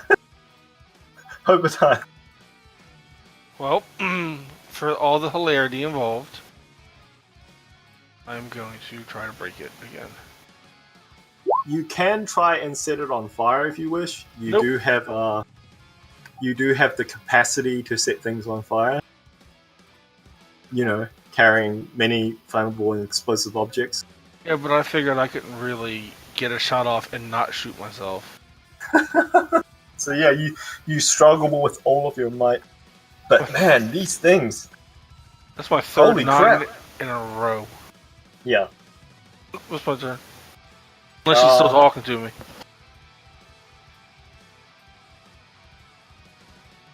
She moves here, and then here, and then here, and then here, and then she has the dash.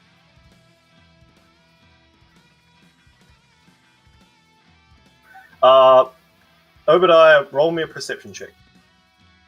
Well, those I'm good at.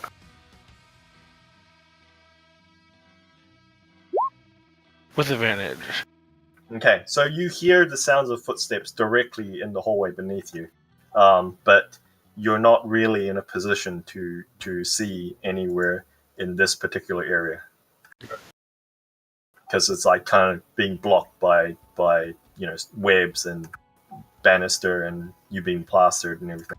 But that's her turn. Milo.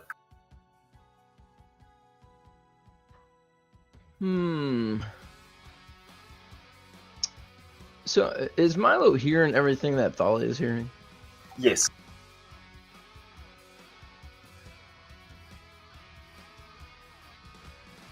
I think he would sit himself down on the chair, and seeing what's going on, and not knowing what's going on with his other companions. He's worried about that, but and he would just talk to Thalia. He would say, "Do we have a plan?"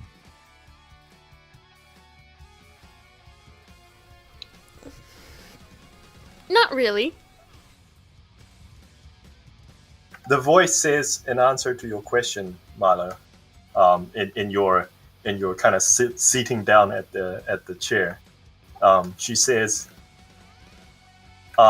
if the burning one gets her hand upon a second piece of the diadem, you will face opponents far worse than myself.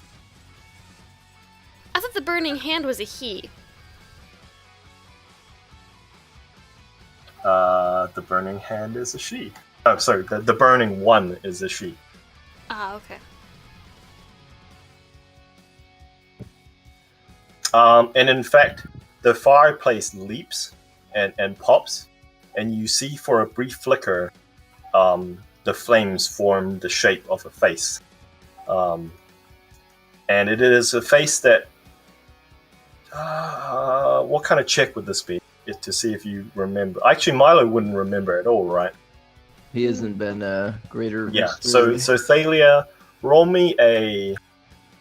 It would be some sort of like intelligence check to retain knowledge, right?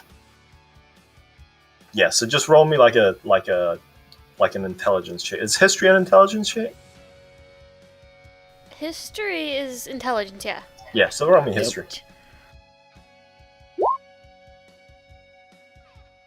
Ah, I critted on the advantage. Oh. I will give you the crit. Oh, thank you. So you're not entirely sure why, but like maybe it's because the face is formed from fire. It clicks immediately in your head. You've seen this face before. This is the face of the woman who walked into that corner building when you guys were watching it from across the street, and just there was explosions and flame in the building that contained some spawn. I don't know if you recall that. I do. She was the one we ran away from. Yeah. Yeah. And the voice says on Milo's turn and your turn, the Burning One seeks to undo the compact and restore the Great Betrayal. And it is now Obadiah's turn. It's been like 30 seconds before any explosions or bangs or anything, right? Correct. I'm gonna yell out, "Cut me down from here!" You guys hear Obadiah bellow, Cut me down from here. To your dismay, do you want to roll another strength check to try and get out of it? Yeah, I like a good laugh just as much as the next person. It's funny because like you have to roll ridiculously high. Well, have you? I mean, on your first roll, like not your advantage roll, but on your first roll, have you even rolled above a 10? Nope. Try refreshing your page. Nope. So you hear, much to your dismay, you hear footsteps approach you, but they are not the footsteps of your friends to cut you down from here, as you say. But the figure of the elfin woman walks through the door beside you, and holds a knife up to your neck while you're restrained. And I hope you're to cut me down. And she says to you, I will ask you one last time. Whereabouts did you come from such a weapon? The Underdark. You need to know the name of the place we found the schematics was the Delphi Ironworks? Delphic Ironworks. And what relation are you to the Delphics? I got into their building and got into their plans.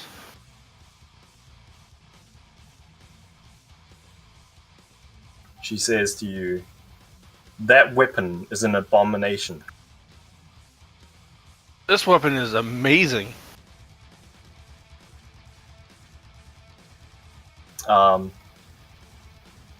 She doesn't stab you during this turn. Well, Milo, what are you doing? Oh man! So I hear him yell, and dude, I don't even know if I know where he is. You can hear the general direction of where his yells are coming from.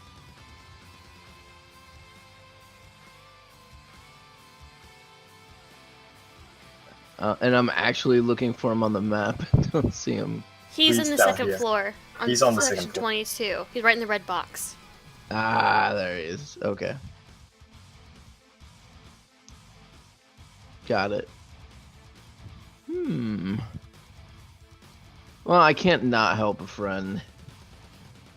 I guess. Hey, at this point, just go take him his sandwich and hand feed him. He's tied up for once.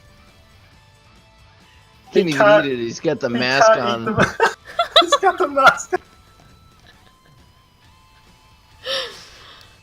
Yeah. Your plan backfired over the... Nope, that's fine. He's happy because when he saw that blood come out of her and charge him, he thought it was going to become warm. So the fact that it turned into a bird and burned in his chest, he's okay with. All right. I am gonna cast Expeditious Retreat again. Why not? Doesn't it last for a long time?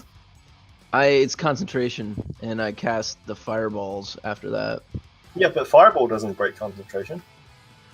Oh, Any damage Alright. should be able to. Yeah, he hasn't taken any damage though, I don't think. I got healed only. Okay. So I'm gonna run, which I think was up the steps. So you run up the steps, you round the corner, and you see this elf woman, this Lethano, holding a dagger up to holding her Chris up to Obadiah as he's kind of like plastered half up on the wall. She's holding this knife up to his throat, kind of having a threatening conversation with him. She doesn't seem to have noticed your presence yet. Fireball! Kill them all. Well, it does burn the webs. I mean, it does burn the webs. He would be free. He's got protection. Oh no, he doesn't have that anymore.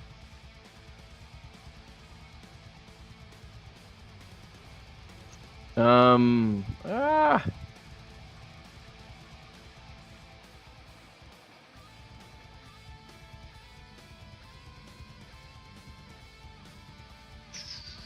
Man, anything I cast. I guess I'm going to use my gun and shoot at her. Oh, this thing. Go for it.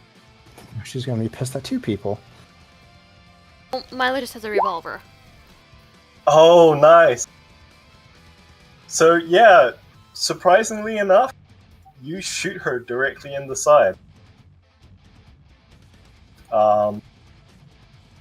She doesn't have that up because she's not currently using it defensively. So her AC is 16.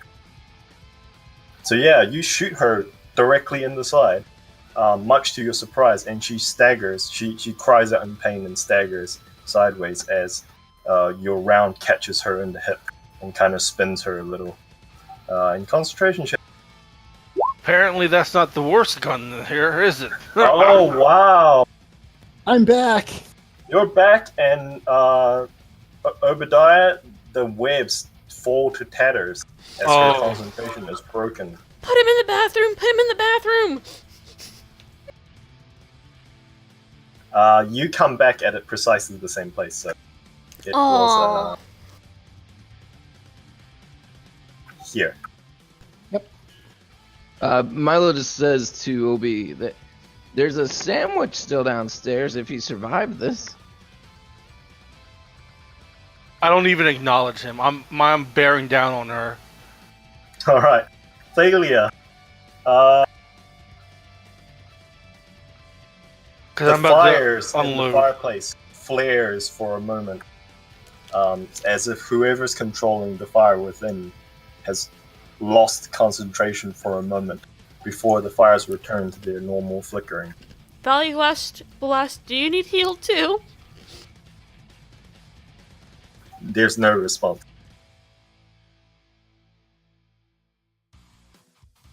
Do you do anything?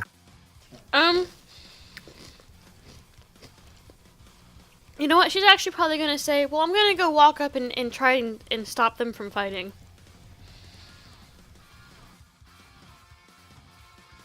All right, Brophy. You with a sudden sensation, the white background all around you falls away, and walls and floors and ceilings and other objects start flying towards you at alarming speeds before they suddenly slam to a halt right beside you, reforming back into where you're standing. And it momentarily disorientates you for a moment. Okay, yeah, I obviously can't understand where anything's coming from or hear or see anything 'cause I'm too disoriented.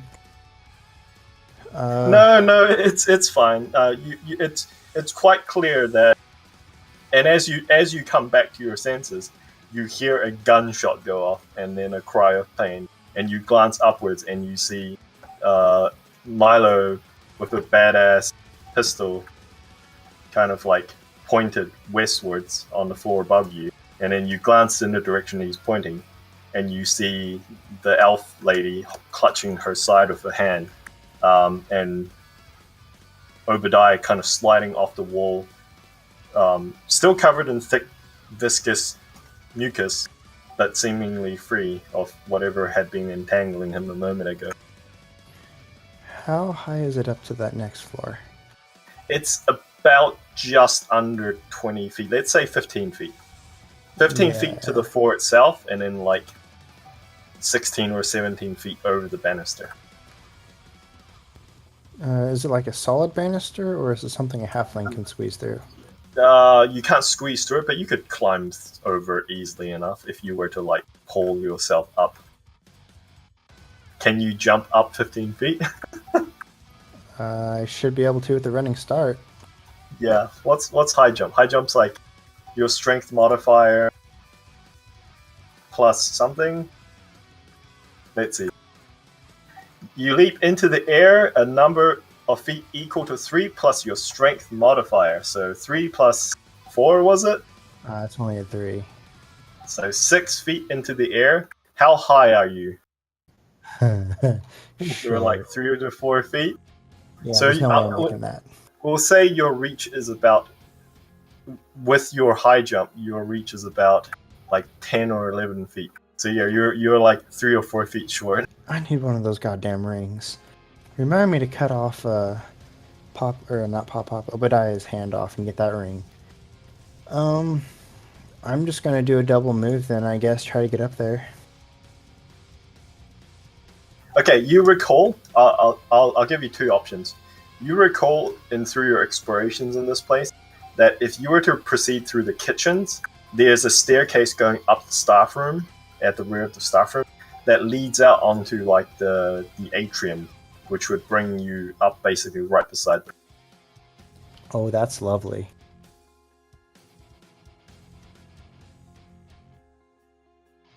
And indeed, as you run in through the kitchen, you actually do see a blood trail leading that direction.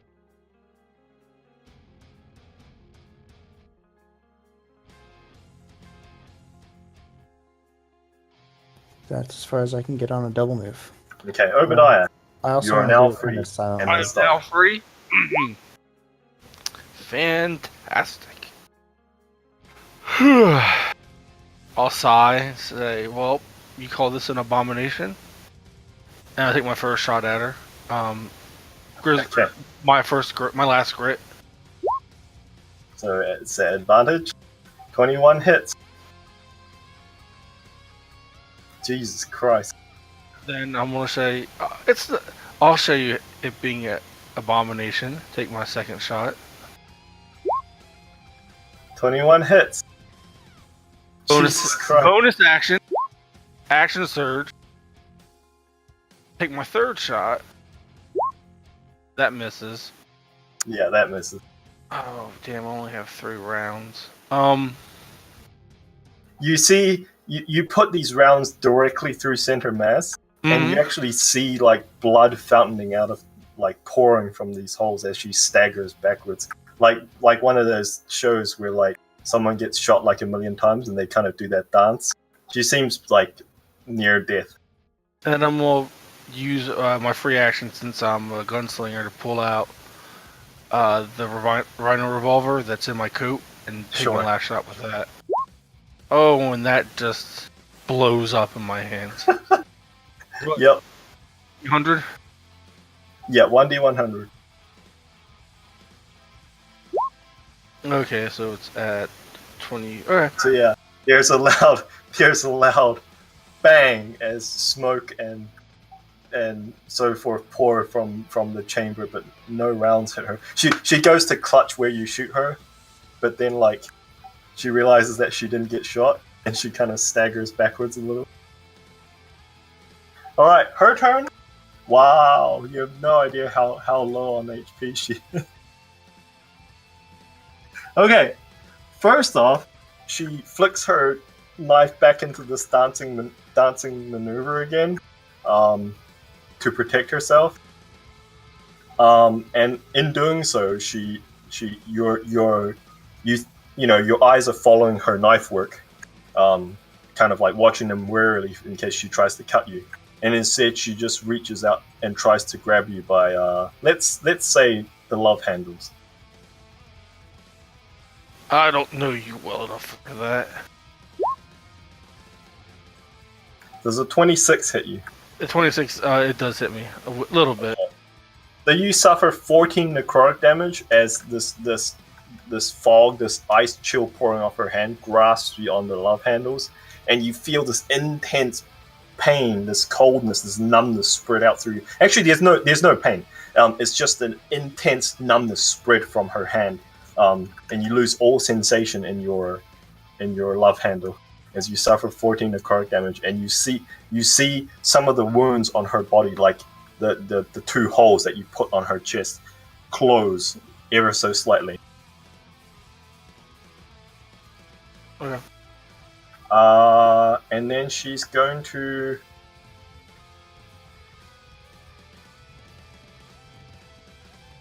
Shit. I don't think she has haste anymore, does she? It's been. No, she doesn't. So she can't stab you again. And she's Well, I'm not going to tell you that.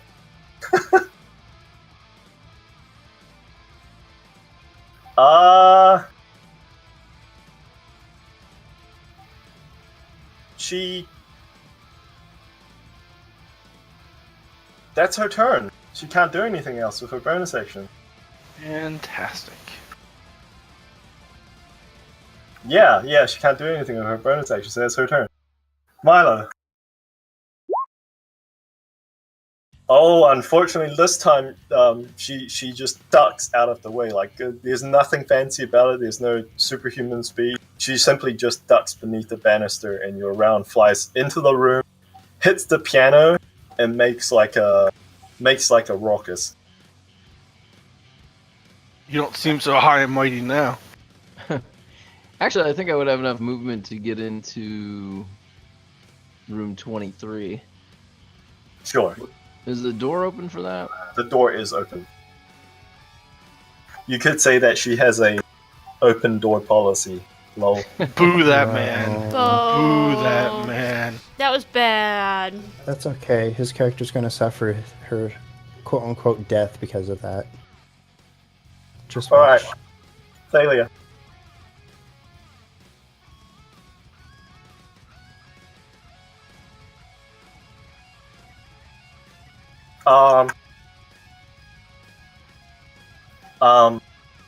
Yeah, okay. She basically gets right there.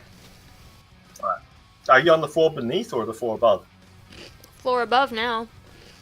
Then you'll be standing in midair, so you might want to be standing somewhere else. Yeah, the Oh, little okay. brown, like the handrail. Okay. Alright, there we go. Okay, Brophy, bring us home. Okay, he's going to continue up the steps. I So assume 20 feet would bring you to the piano room. 25 would bring you adjacent to her. I'll move you there. Yeah. So I'm this would be the basically- end of your movement. As I'm going, I want to do Wow, another actually, stealth check. Right? Yeah, he's got 35. Okay. And he's going to basically go into a rage as a bonus action, his second one for today, and step around the door growling, "Give me that knife!" And as he yells knife, he lunges and starts to grapple her. You're a rogue, right? Or do you have rogue No, levels? I'm a barbarian. So isn't stealth a full action? Is it? Yes. Yeah. Oh, well then, never mind then. I'm just going up the steps. So you He's leap around tiny. the corner, yelling, He's "Give tiny. me that knife!" And you attack. Yeah, I'll initiate a grapple. Oh, okay, a grapple. Okay, sure. Oh, just the first one. Sorry. I get advantage because I'm in rage. Sure. Still doesn't work. Limberly twists out of your grapple. Actually, I think you probably make contact with her, but she's covered in so much blood that it's slick, and your hand just like manages to not find it purchase and slips loose of your Actually, hand since covered I in get her 2 blood. attacks, I can try it twice, couldn't I? You can. So yeah, I'll go ahead and use that second roll again. Okay. Yeah, she's just too fast. Oh my god. Okay, well, Obadiah, that's my turn. Alright, as this strange little halfling pops out from the door that she came through and just starts pouring at her, and she's just like, "Oh, gross! Get off me!" as a bonus action, I'm gonna pop the breach, pull it, dump the 3 shells, reload the 3 I have. And I'm not Okay. even gonna shoulder. I'm gonna like 19, Hip fire. cowboys hit from the hip. Yeah, go for it. I don't have any grit, so I'm not gonna risk it. Oh wow. Oh yeah, there we go. So how do you want to do this? I Oh, want God. to mock her. I'll tell you straight here. Even though she has one more spell slot, and she's doing the weird cutting, when you shot her in the forehead, she did that thing before where like somehow she magically robbed your bullet of its full impact. Yeah. She does it again. Actually, I want to shoot her right in the same spot, and because I kill her, one, I get her grip back, and two, she explodes like a gory mess out of Fallout. Yeah. And I want it to cover Brophy. I want him and me to just be painted in red, and everything slicks off me. Can I get a deck save? Sure. No, you're too busy grappling her. This bitch Yeah, blew no, up. you know what? I'll let you make a deck save at disadvantage because you are too busy grappling at her. And I'm gonna say something cool like, "I hope we passed the Oh, test." okay, then that's just a flat save then. That's fine. Yeah, she blows up. I'll look down and say, "I hope we passed the test." Yeah. So she gets shot in the head, and for a moment you see whatever the fuck she's doing with her blade, is kind of tearing at the momentum of your bullet. It strikes her mid forehead, and her head snaps backwards. And then, for some unknown reason, her body kind of twists, buckles, and then just explodes in all directions, splashing each of you who are within like 5 to 10 feet with just wet, viscous goop. And for a moment, you think, fuck, it's blood everywhere. Strangely enough, when you swipe your hand across, your mask or your face or whatever, and you remove your hand, you look at it, you see that your hand is covered in, what the fuck is this? Like snow? I'm already standing and try to grab the knife. Yeah, the knife is still there on the ground. Brophy, are you going to fight him for it? No, he just wanted her to stop using it so he could hit her for once. Okay. So yeah, what remains of her body appears to be just a lump of, like, a mound of bloodied snow, and there's this crest that's stuck within it, sticking out of it, like, by the handle. Are we still in the building though? You are. I'm going to slowly walk down and hand the dagger to Milo because it seemed like something he'd be interested in. And then I'm going to wick my hands on my jacket and then go finish my dagwood. Okay. You let me stop the music. You hear the sounds of, as you proceed down the stairs, of slow clapping, like golf clapping. And the voice of the same person responds and says, "Very impressive. I know not where you got such an abominable weapon, but you may be strong enough. I'm curious to see what you will do with the diadem, or rather the shards." I'll just kind of say out loud, "Lady, I don't care about the diadem. I'm paid here to do a job." She says to you specifically, "Fair enough. As promised, for your acquiescence to such a test, such an ordeal, I will intercede on your behalf to the various interested parties. In addition, I will entertain one boon. Is there anything that you would ask of? Is there anything you would ask of Lethana Individually, as a group. as a group?" I guess we should huddle up, guys. Ooh, huddle time! Yay!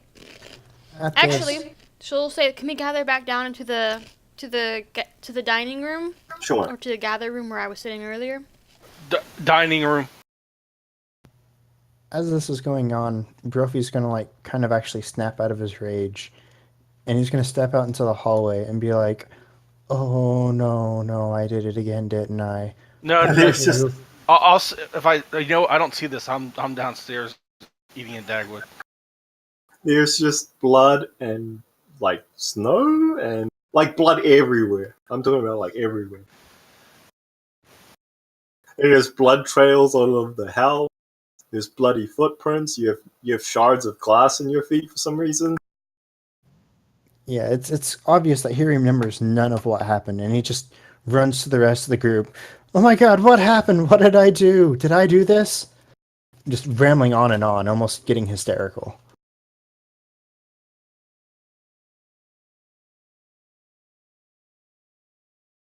Milo's staring at the knife, turning it over and over.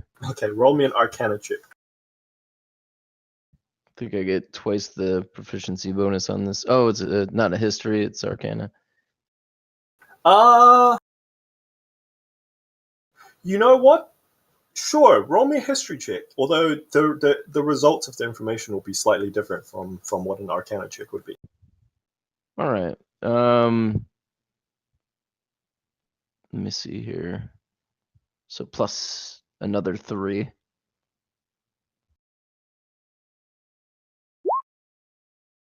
So 12.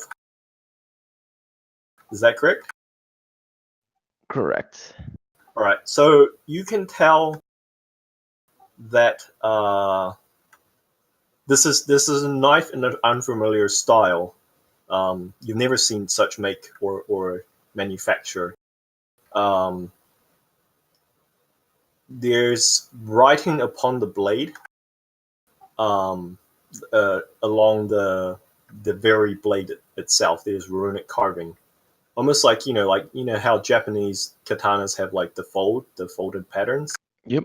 Like this has like runic carving along the very edge of the blade, where the bevel is, and you can tell that it's Sylvan, but you cannot understand what it says unless you read Sylvan.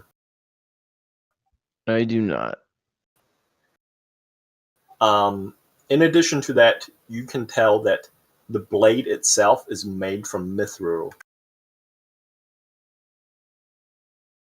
But you know that doesn't tell you anything about its properties or anything.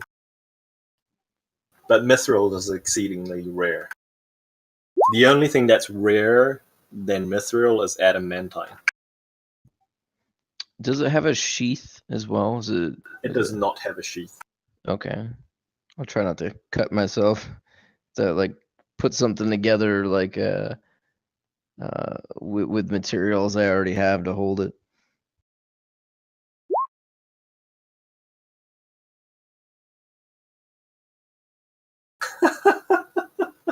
All right. So what are the rest of your discussion?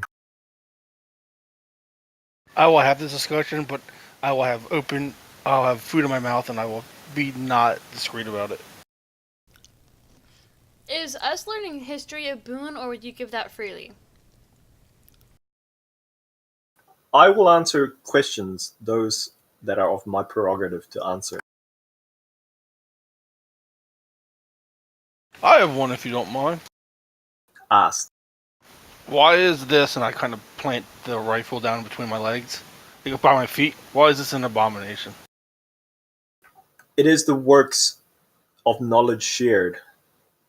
It is the unintended works of knowledge shared by my kinsmen to your ancestors.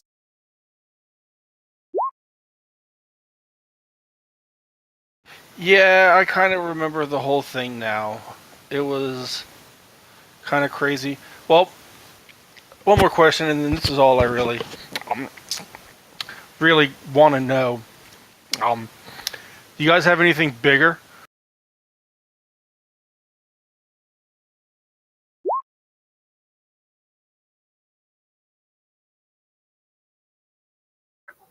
As in a bigger weapon. Yeah, it's in a bigger gun. The voice says, "No, we do not use such contraptions." That's a shame. And you bite down on your. What were you eating again? Dagwood. You bite down on your dagwood, I do, yeah.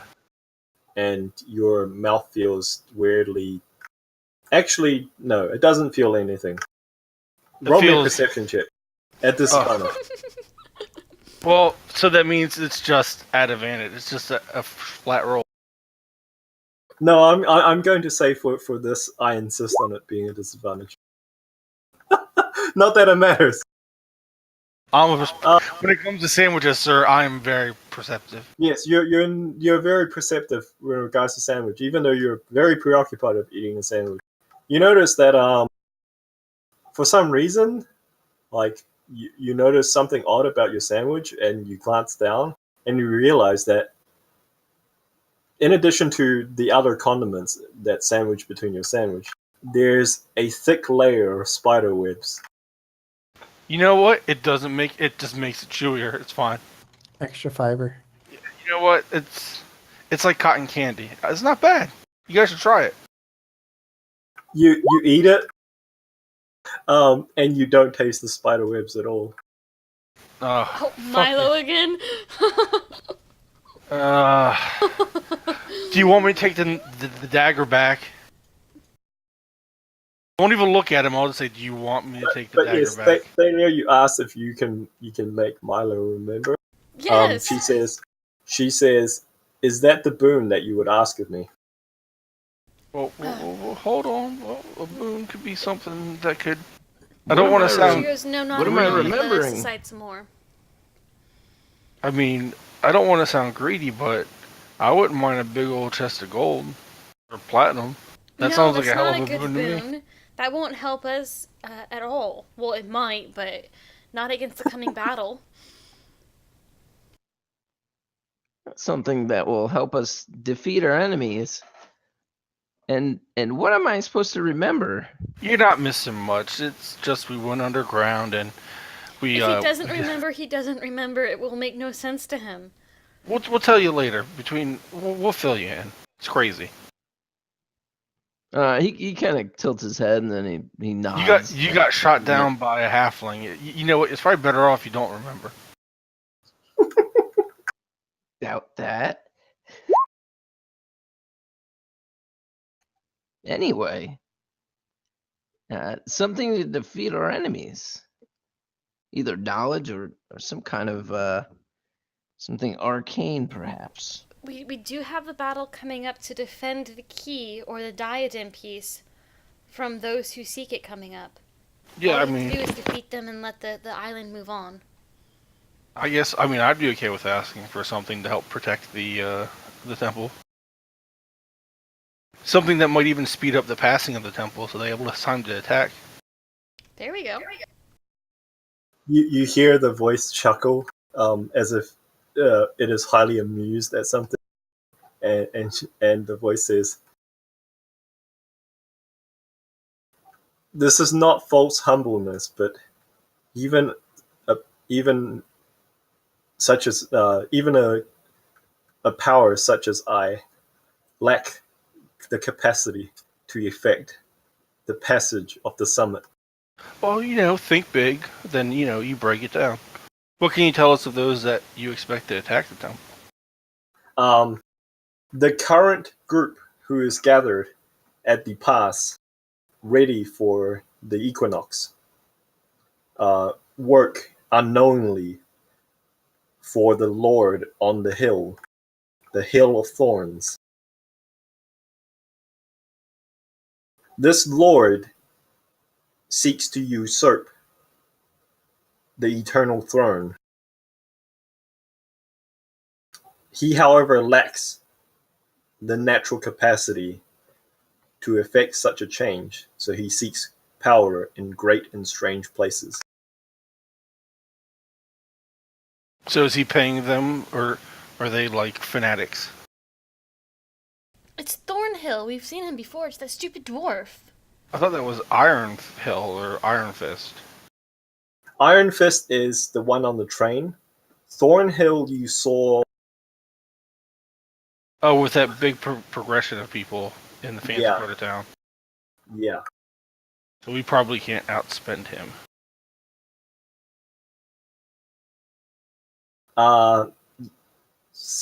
The voice responds to your question regarding Thornhill and says, the Lord on the Hill of Thorns plays a multifaceted game. He manipulates those beneath him like pawns on a chessboard. Although he is not the only one. We're aware, Mrs. Let's take a test.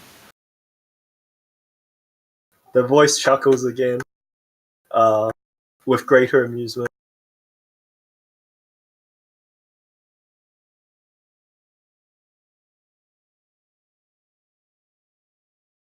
Well, what can you think of a boon then for the group, or whatever the best thing for us?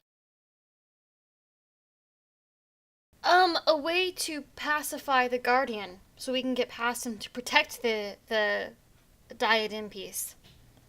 Oh, that would be amazing if we could just sneak by him and let them deal with him, and then we clean up what's left. The voice says, "This I will give you for free. You do not need a means to bypass the Guardian. I suspect the Guardian is on your side. You bear its mark upon your chests. At least two of you do." Oh, that's interesting.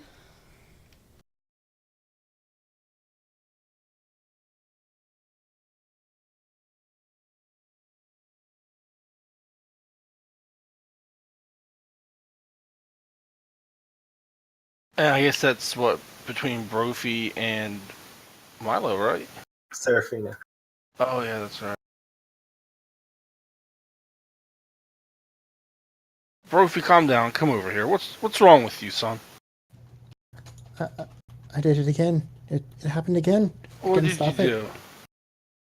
And he points to the blood that's kind of all over his feet and the Calm. blood trails. That was me. That was me.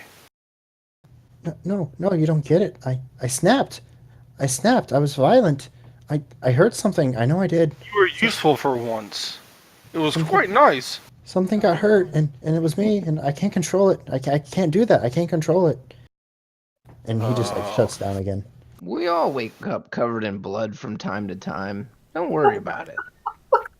It was really nice. You were useful. You were grabbing her, and you were preventing her. And I mean, I got stuck to the wall with spider webs. Thank you very much. And I'll lift up my hat, and I'm going to show how much spider. Is there any goop stuck in my hair? There's trails here and there, but they're not sticky enough. They've lost their magical stickiness. They're just like mundane cobwebs, basically. Do I need to put peanut butter in to get this out? Start pulling at it. Milo, you know what? I like Berserk Milo. I like Berserk Brophy better. So Thalia looks at Milo and goes, "How in the hell do you remember that we woke up in blood that one time?" Oh, I'm trying to make him feel better. Oh, okay, never mind. Brophy, if it makes you feel better, obviously I didn't even kill her because we're still talking to her. But it's a side effect of my firearm. Whenever it kills someone, it causes them to. Were you within line of sight of the kill, Milo? Yes, he yeah. was. Yeah, I think you it was. were. I could look out the door, and I think I would be able to see. So roll me an Arcana check. You're probably the only one who would be able to. Thalia was looking at it too. Yeah, but it's not really your field of expertise. He rolled high this time, so. Yeah. You've heard vaguely of some extremely well learned wizards, specifically like heads of colleges and stuff. Sometimes have the ability to somehow duplicate themselves or something like that. Like, you know that the copy isn't like a real copy, but like they possess all of the abilities and the magical wherewithal of the original. And they're typically made from what you understand, like stone or dirt, or sorry, snow or dirt or some such. And when they're rendered inert, they return to their native form. Okay. I think I whispered that to Thalia.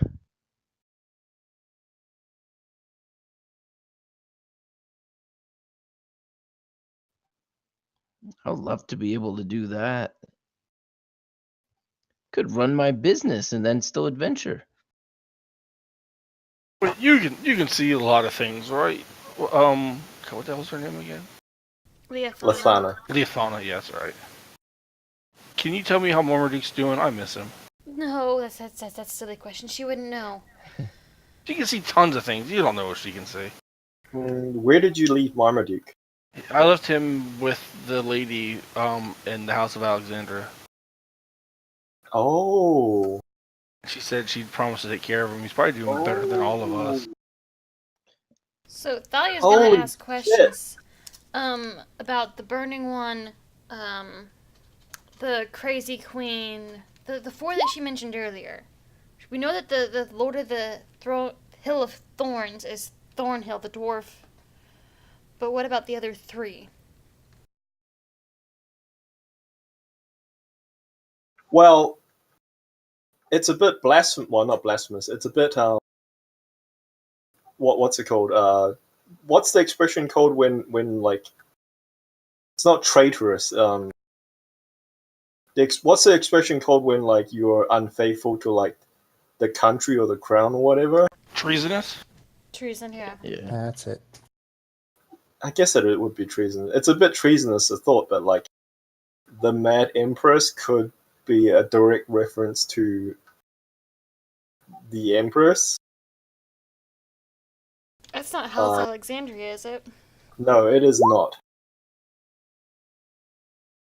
And how does House of Alexandria fall in all of this? You're asking this direct question. Yeah. So the voice says, the House of Alexandria is the champions of the crown. They protect. They protect the shard of the. Wait.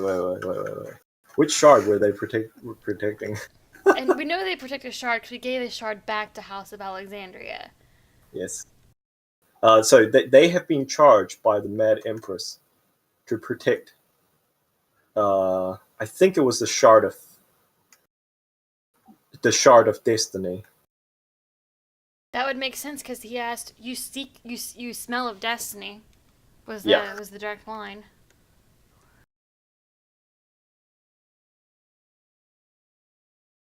And you asked the burning one, right? Yeah.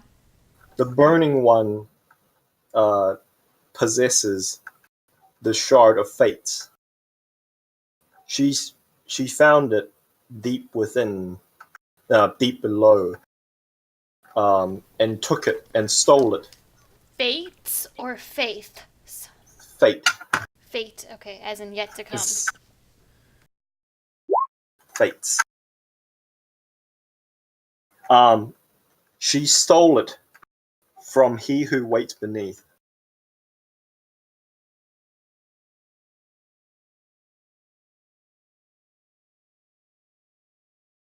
And she seeks to use it to undo the great betrayal.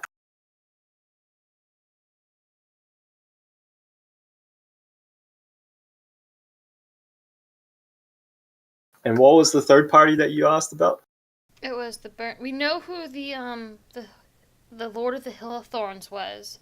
So it was the burning one, he who waits, and he who lurks. Sorry, he who lurks and he who waits is seems to be interchanged. Well, I thought that they were different because it seems like he who lurks was trying to use blood magic or whatnot was with blood, and then he who waits was somebody else. Sorry, I've been using the term interchangeably. The term is sorry. He who waits is the term that you gave. Sorry, the person who the thing that you met in the submerged cavern. What did you name him? I remember you guys named him. The Yeah, Forgotten or something. Hold on. Let me pull that up. Cultist, moon priest. So, I am forgotten. I have no name. Can we give you a name? The Forgotten Pennywise. yeah, the forgotten. You were told previously in an earlier conversation during the combat is an enemy of he who lurks beneath, but he has forgotten why he is why he who lurks is his enemy.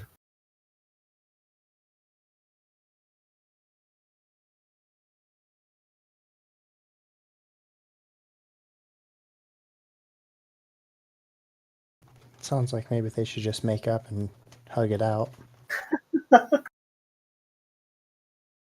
Does Brophy say that? Actually, kind of, yeah. He's trying to get over his little traumatization of snapping. It says, the voice says,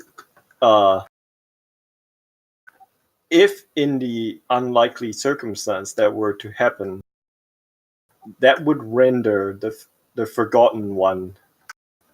No, that would pass. That would force the passage of the forgotten one into whatever waits beyond.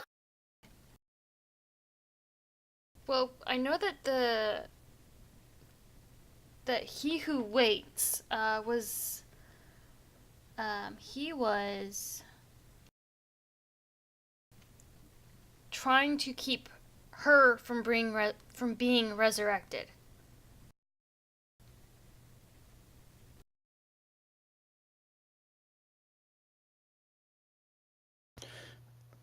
Which I can't remember which her you're talking about. I don't know. She never mentioned her by name.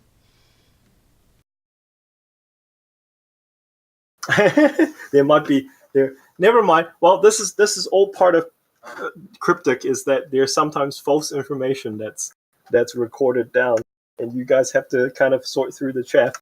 The thing was, I wrote it word for word in and keep in mind, not that I really have to say this, but one, not everyone is all knowing, so some people might unknowingly give you false information, and some might knowingly give you false information, but he couldn't remember who he was, so it was most likely wrong information to begin with. yeah, so off to clarify things simply, of the current parties who are interested in the goings on of the datum, the shards of Kismet, are the Mad Empress, who seeks to keep the status quo, to enforce the compact. He who lurks, which seeks the return of his charge. This is what the voice tells you. The Burning One, who seeks to use the shard she stole from he who lurks beneath to restore the great betrayal. And there was one more person there. The Forgotten? He who lurks, Mad Empress, Burning One, and Hill of Thorns. Yes, and Thorn, the Lord of the Thorn, the Lord of the Hill, the Lord of the Hill of Thorns. Just say Thornhill. Seeks to gain the power of the shards to usurp the status quo, to seek power for himself.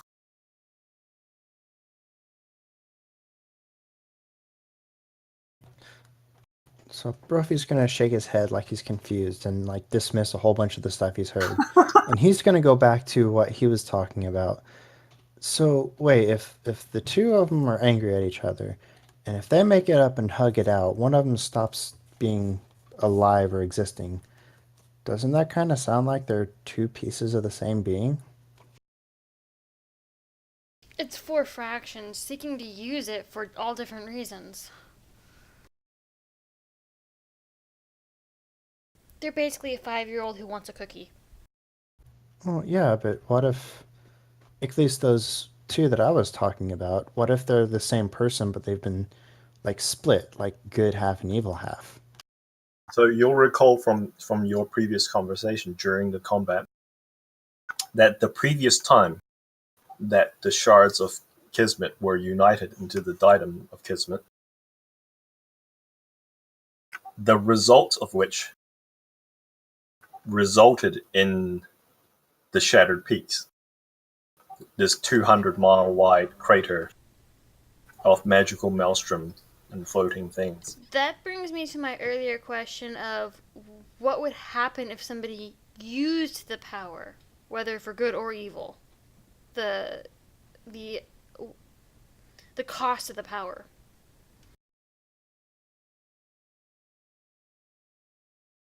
The voice says, "That is a wise question. You should, when you return to the Eternal City, you should ask she who sits on the throne." Ooh. So she who sits on the throne, is she the Mad Empress or somebody else? The voice doesn't have a response for you. Well, of course, it's been years since she's actually been alive, so whether or not things have changed or not.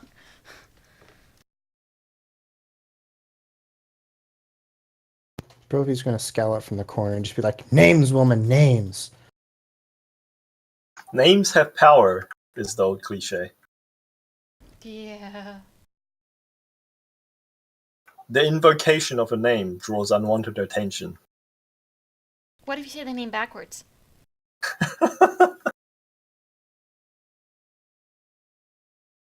I don't even know how to do this. I'm not going to try.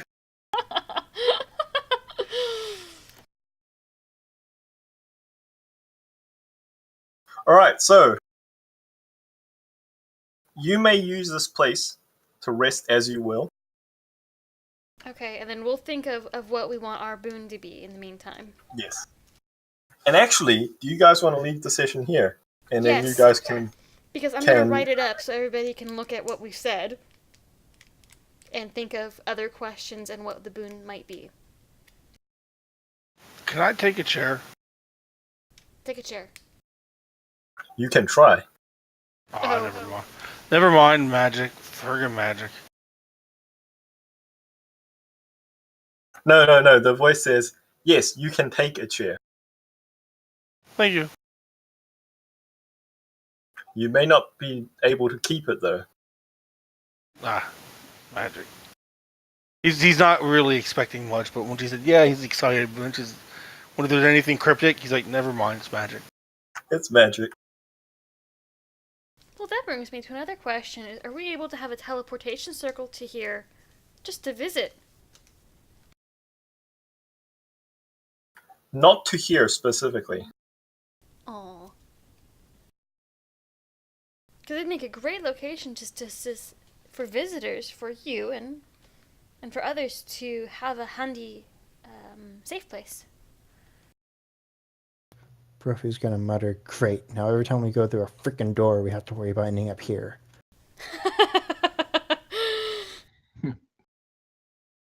I'll be like, what one's my room? And then I'm going to take a nap. Your room is room 4. That's Robbie. Thalia just assigns you a room. The comfortable chair, that's what he wanted. Yeah, I sit down in the chair and I'm instantly out.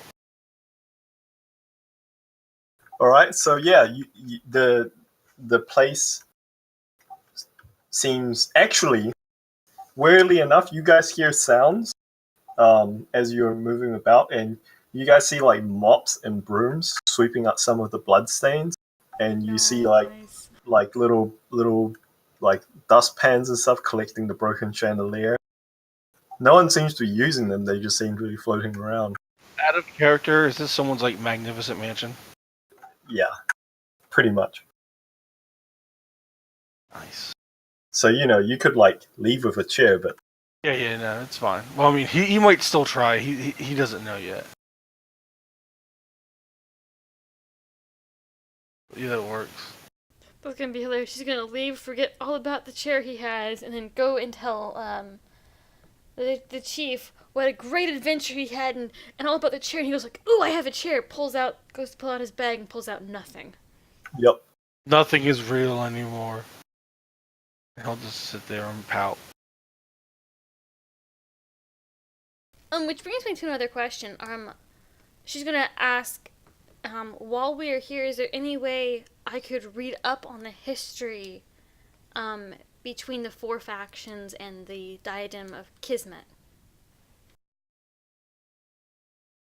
Um,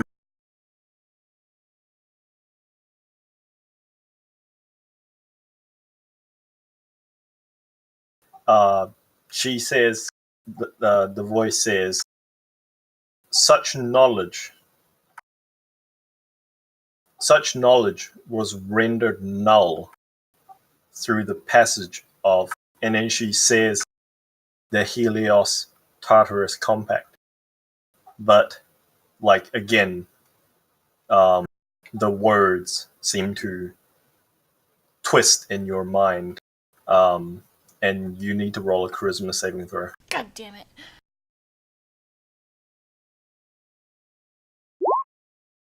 Yeah, so this time, you hear the words, but then momentarily, I don't know if you've ever experienced this, like old man syndrome, but Yeah.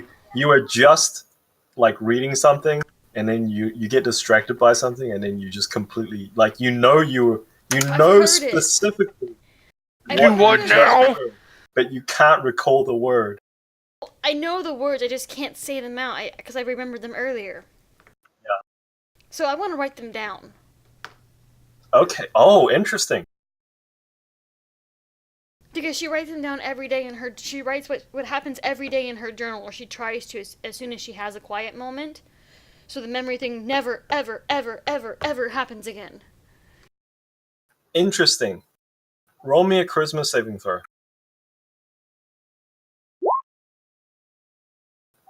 You write down, the word, and you write down the words, and then you momentarily, as you're writing a different passage, you glance back, and much to your shock, you realize you had written down illegible gibberish. Like, you're unable to make out what you wrote. Okay, can I try a different method then, since I can't make Sure. it out? Sure. So starting on one line, then the next line, then the next line. So it looks something So like you're this. writing it in code, basically. Yes. Okay, make me a charisma saving throw. God. Yeah. You do the same, and you know that, like, the message is embedded in the code, and then you go back to double check the code that you've just written down, and you find yourself unable to solve the code. There's some kind of weird magic at work that's preventing you from recording down this specific terminology, or even repeating it, like, easily back audibly to someone else, almost as if there's some sort of spell work at hand that's subtly twisting or erasing the very term itself. Obfuscating is the technical term. Okay, and then I want to try one other method. It's going to be coded again, but this time as numbers. Like, Helios is one number based off of a different page in the journal, off of the page number and the word number. It's like page 3, word 45. Yeah. So I'm going to let you straight know that, like, regardless of what you try, the effect seems to be in place. You occasionally can write things down as they are, but then it's almost like you look at it and it's fine, but then a few hours later, as you're resting, you go back to double check your work, and you realize that something, like maybe it's just like some sort of like a wine stain, or the page itself is twisted, or just something has happened to render that information null.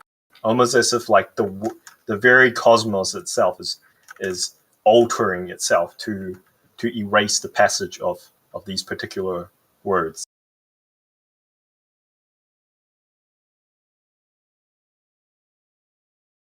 Well, this is going to make her very, very upset. And so she's going to put in her notes to look up stain/gibberish in royal libraries, things that make no sense. Oh, that's interesting. Yeah, keep a note of that, Yes. because you guys were promised access to the royal archives when you return. All right. I will catch you guys. Actually, no. Next week I won't be able to run a game. I'm going out to some freaking stables or something. Don't ask. You do realize that here in the States we do have a store called Staples? No, stables. Oh, like stables. horses. Oh, horse is nice. Yeah. There's some fairly famous like stables here near where I live in New Zealand. In fact, they have some like world class. I don't even know what to call them. Like racers. Quarter horses? Yeah, race horses. And they're all from like those few stables nearby. So Well, you should I'm definitely taking get my some parents on a pictures. tour of them. Yeah, get some pictures. Oh yeah, I should. Yeah, sure. I'll post some pictures here. That'd be awesome. Okay, so discuss over the week, or rather the 2 weeks, what boon you would like to receive from. I mean, Milo already fucked off, but he was right. It was Faye, but Oh, it was Faye? Yeah. That's awesome. Okay, so I will write up the notes about tonight's session and post them probably sometime tomorrow. okay. I All might right. even include it in the YouTube notes area, just Sure. so people have access to it. Okay, fantastic. And thank you for all of your work on that half, by the way. You're Super welcome. useful. Anyway, I'll see you guys later. Bye bye. Good night.